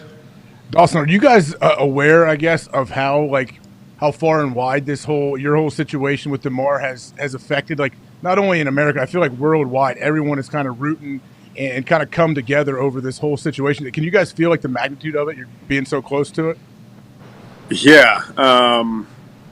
I guess we really didn't notice that until we realized he's home and he's good to go. And then, you see stuff on his social media. He's got over 1 million followers. And I think there's been, millions and millions of dollars donated to a GoFundMe. 13, 14. 13 million? Well, I think if you add in the Fanatics, they sold his jersey and all the proceeds are going into that. So I think it's going to be 15 million probably at the end of the whole thing. That's insane. Last time we checked, it was 7 or 8. But, that doesn't surprise me. First of all, just Bill's Mafia rallying behind him. But then the whole world, just to see that scope of everything has been kind of jaw-dropping. Just because we're here so close to it, I guess we didn't realize that it really reached all the way throughout the sports world, but also just the world in general. It's been insane. Well, the team's response on the field, right, is what that's whenever we all kind of understood the severity of it. But people that aren't football fans and don't follow the NFL, they saw the response of the team, and to them, football they see in a movie. You know, like you see how much those guys love each other. It was real though. It was like it was almost on display. So now you guys, I don't want to say are like worldwide fan favorites, but because of the empathy and the way you guys showcased how close of a team you are, I think a lot of people who weren't necessarily football fans were like, we like this team. And my first thought was like, wait till you hear about the fucking coin toss from a year ago. Yeah. Wait, you love them now. Just wait until you hear. Yeah. Wait until you hear what happened a year ago or whatever. It's like a lot of times building up to this moment, man. I'm excited to watch you guys go. Yeah, no question. We're super excited about it too. And it really does feel like it's just been one thing after another, but just the opportunity to kind of show the world the love we have for each other. And it's not just a game. You know, a lot of people just turn on the game on Sunday and think we go into work once or twice a week and don't really spend all that time together. But for them to see us huddled around them and to get a lot of people praying for them was a really, really cool thing. Last question here from you, Ty. Yeah, Dawson, obviously a familiar opponent this weekend, and the Dolphins are kind of limping into the playoffs, and you guys, you just mentioned it with all the DeMar stuff. It's kind of like you have this groundswell of momentum behind you. Is there any change in preparation going into this week when you've already played this team twice, kind of know what to expect, or is it the type of deal where, hey, if we go out there and play our best game, we're going to be just fine and we're going to win? Yeah, you know, we always talk about how it's about us. Obviously, we're watching film. You know, we're not doing anything different this week than we did all regular season. We've had the same meetings, same walkthrough, same practice layout. You know, some of the guys, including myself, were hoping for a walkthrough practice yesterday, but they kept the routine the same. So it's been a very, very similar routine just to get us locked into that mindset of this is just another game. There's nothing extra about it that we need to do. We just need to go out there and be ourselves. You a little bit more yoked up this year. That shirt seems to be like you look like kind of a rock right now with that shirt. Your shoulders. Oh yeah, yeah, your shoulders. Yeah, that shoulder. Unless you got a fucked up collarbone, that's incredible shoulder capture. Oh no, it's my AC joints. I've done both these things. That might be it. Oh yeah, that is what. Adding some good definition. Sorry, I just pointed out like a deformity there of your AC. It looks Appreciate good. that. Yeah, no. Jeez. It's just my delts and my whatever traps. What is the weight? What is the weight this year? And has it been consistent all year? You know, I'm right at like 255. Where were you last year? Probably about 250. On purpose? Is this on purpose? Honestly, no. I've been eating whatever I want, and I've kind of done that my whole career. How old are you? But 26. Oh, it's starting to happen. Like, I know how to eat healthy. Dawson, it's for starting the to most happen. part. No, this is happening. This is the rest of your life, pal. Yeah. This is the rest of your life, dude. Welcome. Yeah, so this might be my sign to start reeling it back in. I eat Chipotle more than I eat Five Guys, so we'll see. You know, I've gone to the keto method. I don't know if that's necessarily smart for like. I've heard that's not a great thing to do. Well, I started doing what you do. I mean, you look good. You look good. So whatever you're doing, keep Thank doing you, it. Dawson. That means a lot. But I used to just eat everything. You know, I used to eat everything, and my body was just good, and the ball would go far. And I think it was about 25, 26 years old. Boy, it started getting bad. That's not going to happen to you. It's not going to happen to me because you're much more athletic than me and everything like that. But I had to adjust when I was housing everything that I wanted to eat. It's a shame. It's a game changer. I might have to watch out this offseason because the offseason, you know, obviously I'm not working out nearly as much. So I appreciate you telling me that. So now my, you know, antenna's kind of up for seeing some growth. So we'll smart. Keep an eye on it. Just keep an eye. I came back to training camp 260. You know what I mean? That's a little big. That's a little big. That's a little big. The neck was way out yonder, you know, and everybody just. Oh yeah, as long as you got the beard to cover it up. I mean. We'll see. All right, just keep an eye on it. Keep an eye on it. Hey, good luck the rest of the way. We can't thank you enough for joining us. You've been awesome to watch, pal. You're on a streak right now. You're playing your best football. It sounds like the right time to be doing it. We appreciate you. Yeah, really appreciate you guys. 50 yards, right? 50. I'm throwing it up for you. What if it is 50? Kick a Bildo, too, if you see it. Yeah. Should. Yeah, definitely don't put your hands on it. No. Because it's got COVID. Yeah, don't want to get sick. Bingo. Boom. And that gets couple you out other of it. things on there, too. What if it is exactly 50? We're counting that. Yeah. Yeah. Not 49, though. 49 yards, we're not counting it. No way. Right, yeah, not 49. It's got to be but not exactly 50. I mean, it's got to be. No, anything. up. Yeah, 50 and no push though. Like 50 does count. Yes. Doesn't have to be like a half yard on the other side. But it's not. But it's not like an escalator where 60 is 60, is it? Yeah, I think that's right. It is. If your 255-pound ass scores a 60-yard fucking touchdown, we will certainly donate $60,000 to a charity of your choice. 255? That would be amazing. Your big ass just riding around for 60, that would be amazing. Let's go. We'll have to do some accelerations or something. Here we go. I think they got a band over there. You know, they got I need to go do my work. sled runs or my parachute runs. We gotta work on it. Hey, if you hit one, too, it doesn't stop. It's for the rest of the of the year. All right, I love that. I appreciate you guys. That means a lot. No problem. That's me looking out for extra your motivation. weight. Man. I'm gonna get in Josh's ear too. He'll listen to me. Hell yeah! How is he? He's been awesome this year, huh? Fantastic. Oh, he's been fantastic. Yeah, he's like a kid trapped in a MVP candidate's body. He's just, the most fun person to hang around. I don't think there's a single guy on our team that wouldn't just absolutely lay it all on the line for him. He's just that type of guy. He's awesome. We saw him at Top Golf. He had a golf ball out of the fucking net thing. Yeah. With a walk-off. Like, did it, hit it, and then did a full, as it's flying, and it exits the thing. It's like, oh, this guy's like the greatest athlete of all time, as well as it's being ridiculous. a dog. Yeah. Yeah, I mean, you get him playing any sport, it's really frustrating because you expect him to have like a weakness somewhere, but we're still looking for it. Think about how fun that has to be for him. That's why he has fun all the time. Yeah. I know. The world's his playground. He just goes and does what he wants, and he's good at everything. So, I mean, he does have like a big golf simulator in his house, so he's playing Pebble Beach every morning. But this guy, does it yeah. freeze up every third shot? We Yeah. got a problem. I need to hit him up. That's a I'm in the process of looking to get one for myself. I need to work on my game. don't broken get the one we got. Twice. Don't get the one we got. We will send you the information now. They don't need to be buried publicly like this. But the one we have, it freezes every fourth shot. This was a big life goal here to get one of these. And I'll tell you what. I'm sure it's amazing to have one in there, but it's not going to do it if it freezes every third shot. Yeah, you got to become a computer expert to run this thing because it's on like a 1995 computer too. You got to control alt delete this thing. You got to. It's a whole. Yeah. Yeah, you got to send me that info because I'm in the process of looking for one. I don't need that. None of us do. All right. Appreciate you, man. Good luck the rest of the way. Dawson Knox. Appreciate it. Cool dude. Yeah. During the same game. Extremely. Gabe Davis was in the back there getting a little extra work in. yeah. Love that. Remember I watched Hard Knocks one time, and it was punishment. You got to go catch 40 balls on the jugs. And everybody's like, oh, no. I'm like, all right. This team fucking sucks. Yeah. This team is absolutely terrible.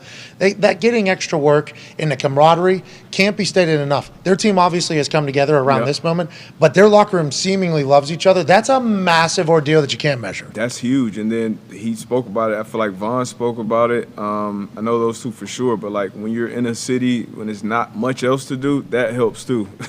Especially this time of year, time gets longer. You're in the building. Like guys, I think they're done now, right? And guys are obviously, getting their work in. Sometimes we would get together as a group and go watch maybe 15, 20 plays. Just without coaches, that goes a long, long way. How about you, Chuck? How do you try to bottle that and keep it going into next year? If you have a team that loves you, you can notice, right? I assume you know if the team likes each other or not. You just go in the cafeteria. You walk down there at breakfast. You go at lunch. It's energy. Go in the locker room. It's easy to see. You can smell it. You can taste it. You can see it. What? And you bring back all your veteran guys. They've got that core. They're going to bring those guys back. And as long as you got Josh Allen on one side and you got a Dawson Knox and you got those guys on defense. How about Von Miller just coming in being? Yeah. Hey, Von Miller is everything that we think. It appears, AJ. Yeah, seems like even more. Like the impact he has had on that team, even now being injured, it's pretty crazy to think of. Hey, Dawson, what's the difference between the team this year and last year? Von Miller being around, and obviously he was signed to big money, but like just everything about him, that's the type of culture everybody is looking for. Talking to the janitor, talking to the GM, like that's a great teammate, but that's a good culture, and that's what everybody's Starts looking. with the QB. Starts with having Josh. He said he's like a little kid trapped in an MVP's body. Hell yeah. Like the fact that he said everybody loves him, everyone would do anything for the quarterback. when that is the centerpiece of your team, it just trickles down from there. It's awesome. Well, and because of that, how easy is it for Josh to, rework his contract or do an extension so that they have more money to, play around with? Because right now the conversation's like, oh, they're, below the cap line for next year, and they have all these guys they want to re-sign. But that's not like taking into the account that Bean will figure it out. he'll figure it out. They love each other. I'm sure guys who have longer contracts will be able, even Vaughn, will be able to work around it, maybe make it salary bonus or whatever, so they can bring back guys like Poyer, and Tremaine Edmonds has been the other one being tossed around. So, yeah, that's huge. All right, boys, it's been a hell of a fucking Thursday, hasn't it? Hell yeah. Hell yeah. Dawson Knox was incredible. Lombo was fantastic. AJ, give me one storyline we're going to be talking about on Tuesday after this first Super Wild Card weekend wraps up. Is Lamar Jackson going to play? No. No, but we're talking about that now, after AJ. What do you mean? Well, if he I'm does asking play. if he's going to play because there may be a storyline if he plays. Okay, so the storyline right now is that he's not going to play. Okay, Is what everybody's. I'll take that one off the board. We'll take that storyline off the board. But that would be a storyline we'd be talking about. They just in last break I saw Tyler Huntley is on track to play this weekend. Yeah, they've been kind of like tweeting that kind of as all the news breakers have been like, for the 38th day, Lamar has not practiced, just days before a playoff game. And then it's like, this guy trending towards this. That's him telling us he's not going to play. That situation is going to unfold. Interestingly, that might be a storyline on Tuesday, actually. Okay. Because Maybe. what are we going to do with Lamar's and his contract? That's right. Way to go, AJ. That was a great answer. How about you, Connor? I was thinking if the Chargers lose to the Jags and Mike Williams doesn't play, how about Brandon Staley kind of being on a little bit of a hot seat because he played all their guys and one of them got hurt? And is Sean Payton still in L.A. or not? Bingo. And is Justin Herbert a really good young quarterback in a warm weather city? Holy hell, are you traveling to the future? I don't know. Wow. You tell me. Ty Schmidt, storyline on Tuesday. On the flip side, if the Cowboys get beat, does Big Mike still have a job after No. Jerry might be fucking fed up with him. I That's know he said, hey, we're not going down that road, okay? I don't even want to fucking think about that. But if they get beat by a very middling Buccaneers team, Sean Payton. not good. Sean Payton from Texas. Mm-hmm. Will Sean Payton be a Cowboy? Maybe. Hey. Ten Dig storyline on Tuesday. 3 interceptions. It's time for Tom to hang him up again. Oh. Tony. Tone with a headline. Hell yeah. Chuck Pagano, what do you think we're talking about potentially on Tuesday? Danny Dimes and Brian Daboll going into Minnesota and beating the Vikings. Still no goatee back there. Wink and Wink Martindale sending the house at Kirk Cousins and another. Whoa. Wow. Okay, Kirk. Debo, what do you think we're talking Tuesday? We've been disrespecting Joe Burrow. Why isn't he the favorite to go and win the Super Bowl? Wow. After blowing the Baltimore Ravens. Could certainly happen. They win by like 21, 24. I think the storyline on Tuesday is going to be them boys hit that same game parlay holiday. That's right. Everything we're thinking about every game is going to come true. We got 4 of them this weekend. Now, the same game parlay holiday isn't just for us. No. We would like you to ride alongside all 4 of our parlays because we're going to hit, and it's going to be a real holiday, and we're going to end up giving away a massive amount of the money that we hit for because we're going to be so goddamn excited about hitting 4 in one weekend when we're only able to hit 3 all season. That's how good we feel about these games. There's some same game parlay holiday that you can celebrate as well. Ain't that right, Connor? Yeah, that's right. Here's how it works, Pat. If you bet $20, you get $10 back in free bets. If you bet, we're just going. If you bet $50, you get $25 back in free bets. If you bet $100, you get $50 back in free bets. And if you bet $200, you get $100 back. And it doesn't count. If you bet $199.99, you'll only get back $50. So you got to go all the way up to that 200 marker. Okay, if you bet $99.99, you're only going to get that $25 back. It's not back; it's free bets, but Free it's bets. basically bets. Yeah. You know what I mean? It's Wording. kind of it's titled free bets, but it is it's back. Yes, and make sure you opt in. You have to Yes, opt in. This at the isn't top. just automatic. Yeah, it's at the top. If you go to the NFL tab, it'll be one of those top promos right there. Just click opt in. It's simple. And that's because it's the Same game parlay holiday.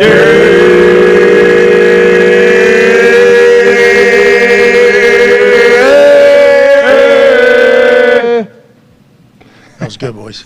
I felt real good with that too. Oh, yeah. Yeah. Conductor. Maestro. You looked like Bruce Brown at Posner right there. Oh, no. Yeah, basically.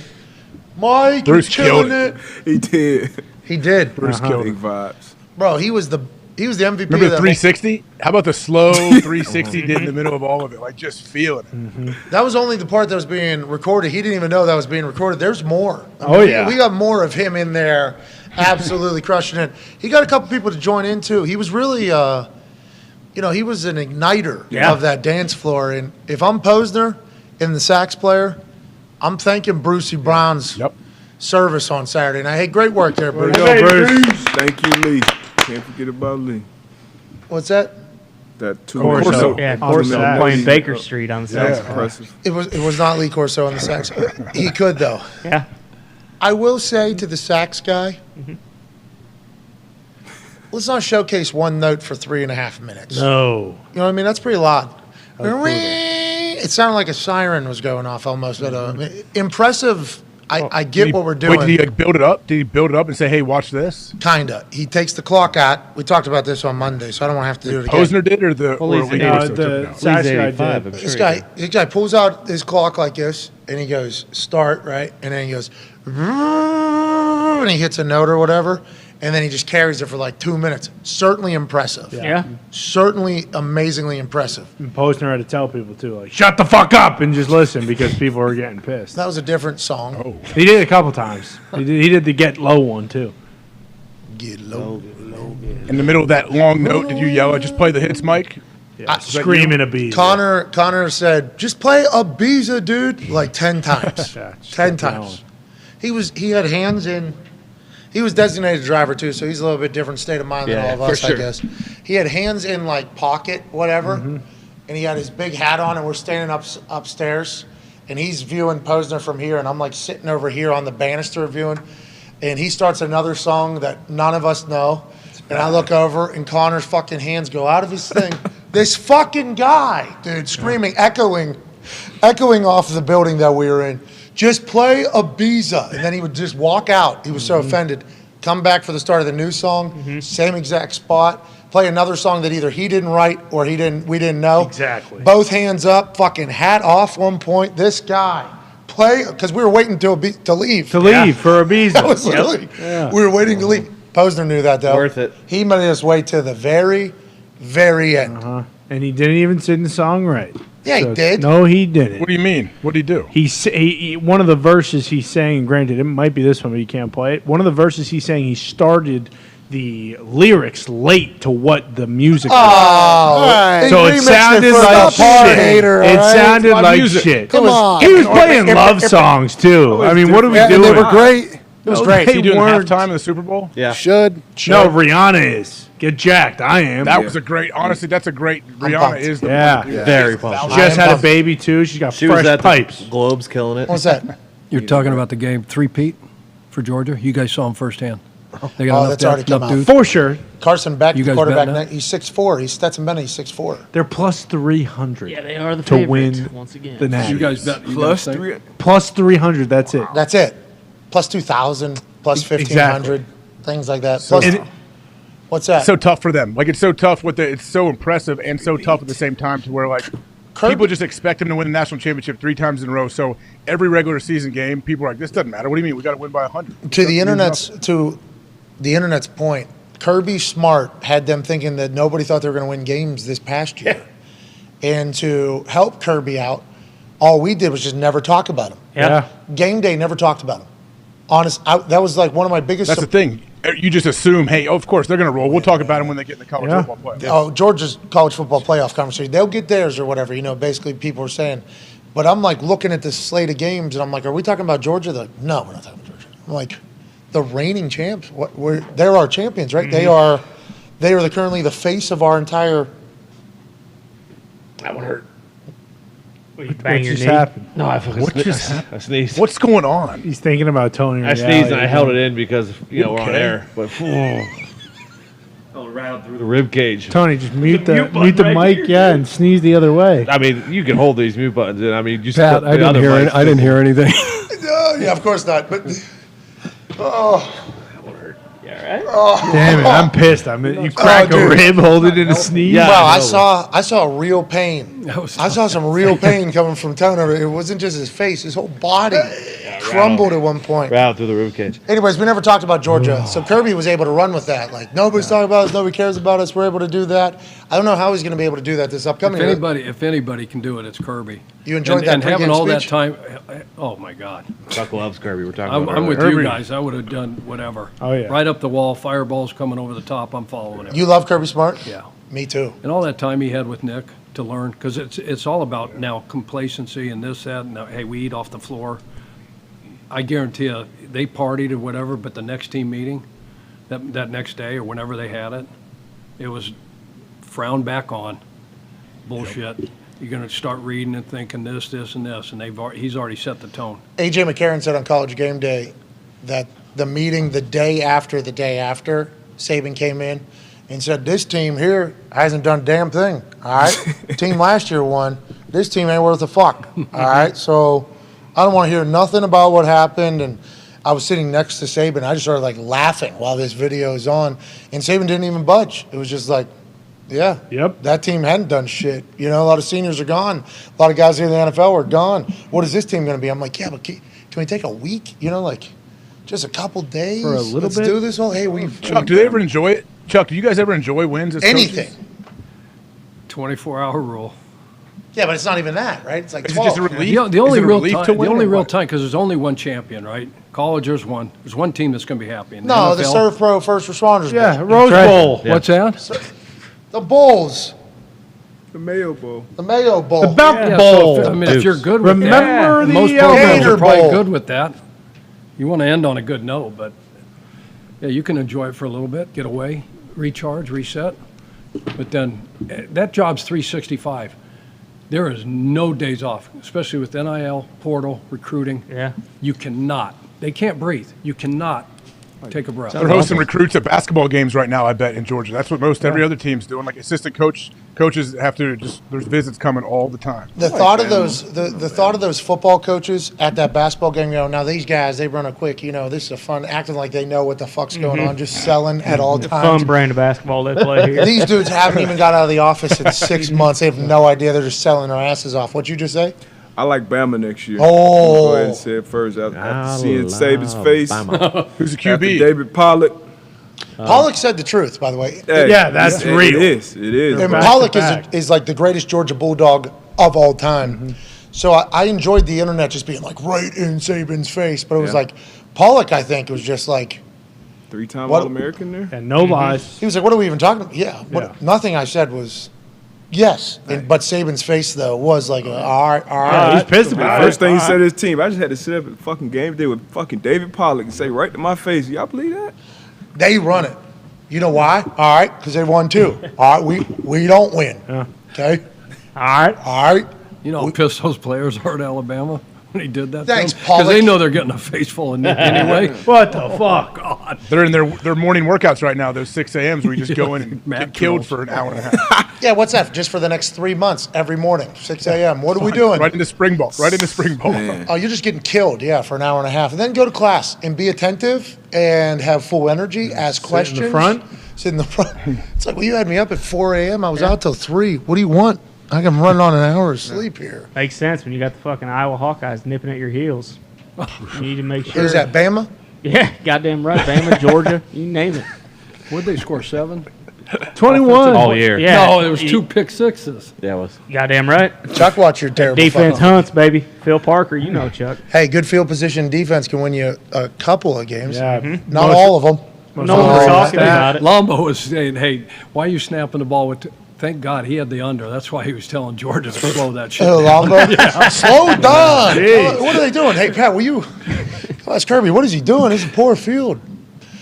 Position man, what a team. Yeah. In that speech, too, Kirby mentions the 365 days. They really are in, like, meetings right now. I like Saban a lot, though, especially after hanging out with him for, 2.5 hours on game day. Mm-hmm. I liked him. He's a good dude. Both have new quarterbacks next year, right? Who's Yeah. next in line in Bama? Milrow. What's that? Milrow. Yeah. Oh, yeah. Dude, the dude's unbelievable. Yeah. He can Someone run. He's really so good. fast. Very athletic. Yeah. He's so fast. He threw like Where's three. Raiola going? He threw like 3 picks. Oh, yeah, he dropped out of Ohio State, huh? Who's that? Yeah, Raiola, the like big the quarterback, the son of either Dominic or Donovan. Where did he commit to? Did he commit to Nebraska because his uncle's coaching there? Do we know? I don't know. I don't know who you're talking He's like about. the top quarterback in this class, I guess. Rayola was the ain't longtime Arch. center for the Lions. Why doesn't Quinn Ewers just go right over to Bama? Yes. Or Ohio State. Yeah. No, and everybody at Texas is going to be like, why are you running Quinn Ewers? It's like Arch Manning's coming to town. Yeah. Okay, the Mannings didn't come to town to get. You see Drake May come in and play? Yeah. It's the perfect recruit. You see that? You think the Manning operation is like, yeah, we want Arch to go ahead and take a year behind these people. Arch ain't sit. Arch has been in a red shirted since he was 12 years old. Yeah. With the Mannings, like Raiola was at the national championship. So. for Georgia. Mm-hmm. So they got an Elite 11 guy there already, and Carson back. This guy's going to go, and then there's also 3 other 5-stars that are wanting to play quarterback for Georgia currently.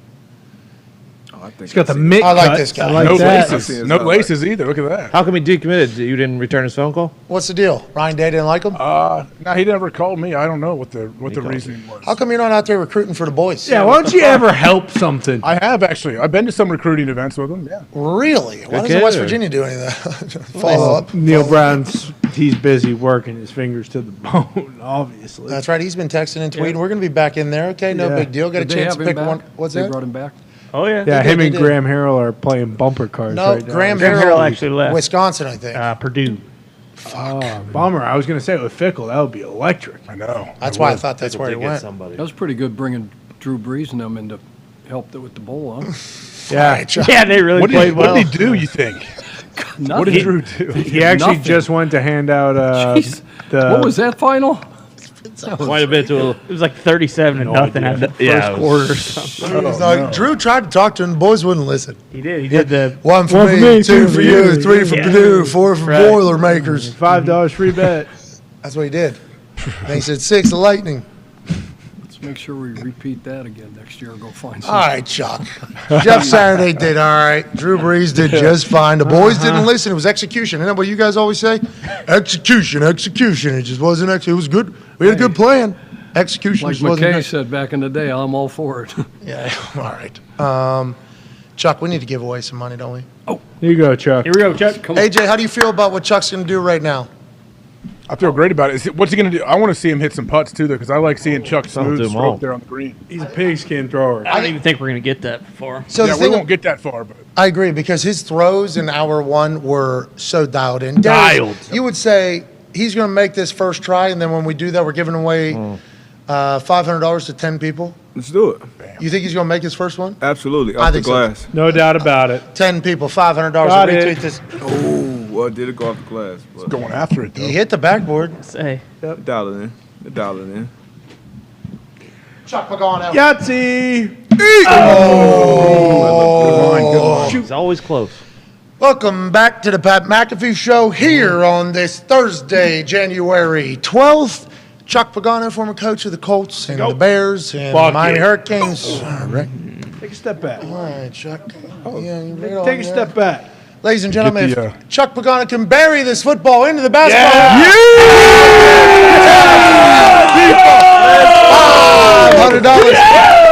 $500. All you have to do is retweet this tweet. You could be one of 10 people who win $500. In reply to this tweet, say something nice to somebody and put your cash tag in there so we can pay you officially on Cash App. Great throw, Chuck. First try. Great show today. Can't thank you enough, Chuck, for stopping by all season. You've been fantastic. Darius Butler, safe travels to wherever you're headed next. You are the man. AJ Hawk, great work today. To all the boys, fantastico. Fantastico. Get it together, Diggs. Lombo, Dawson Knox in. We do hope that Diggs gets it together by tomorrow with his around the horn problem, it appears. The Hammer in about 15 minutes. We can't thank you enough for allowing us to do this every single day. You are the best people on earth. Have an incredible afternoon. We got something big coming tomorrow. Goodbye.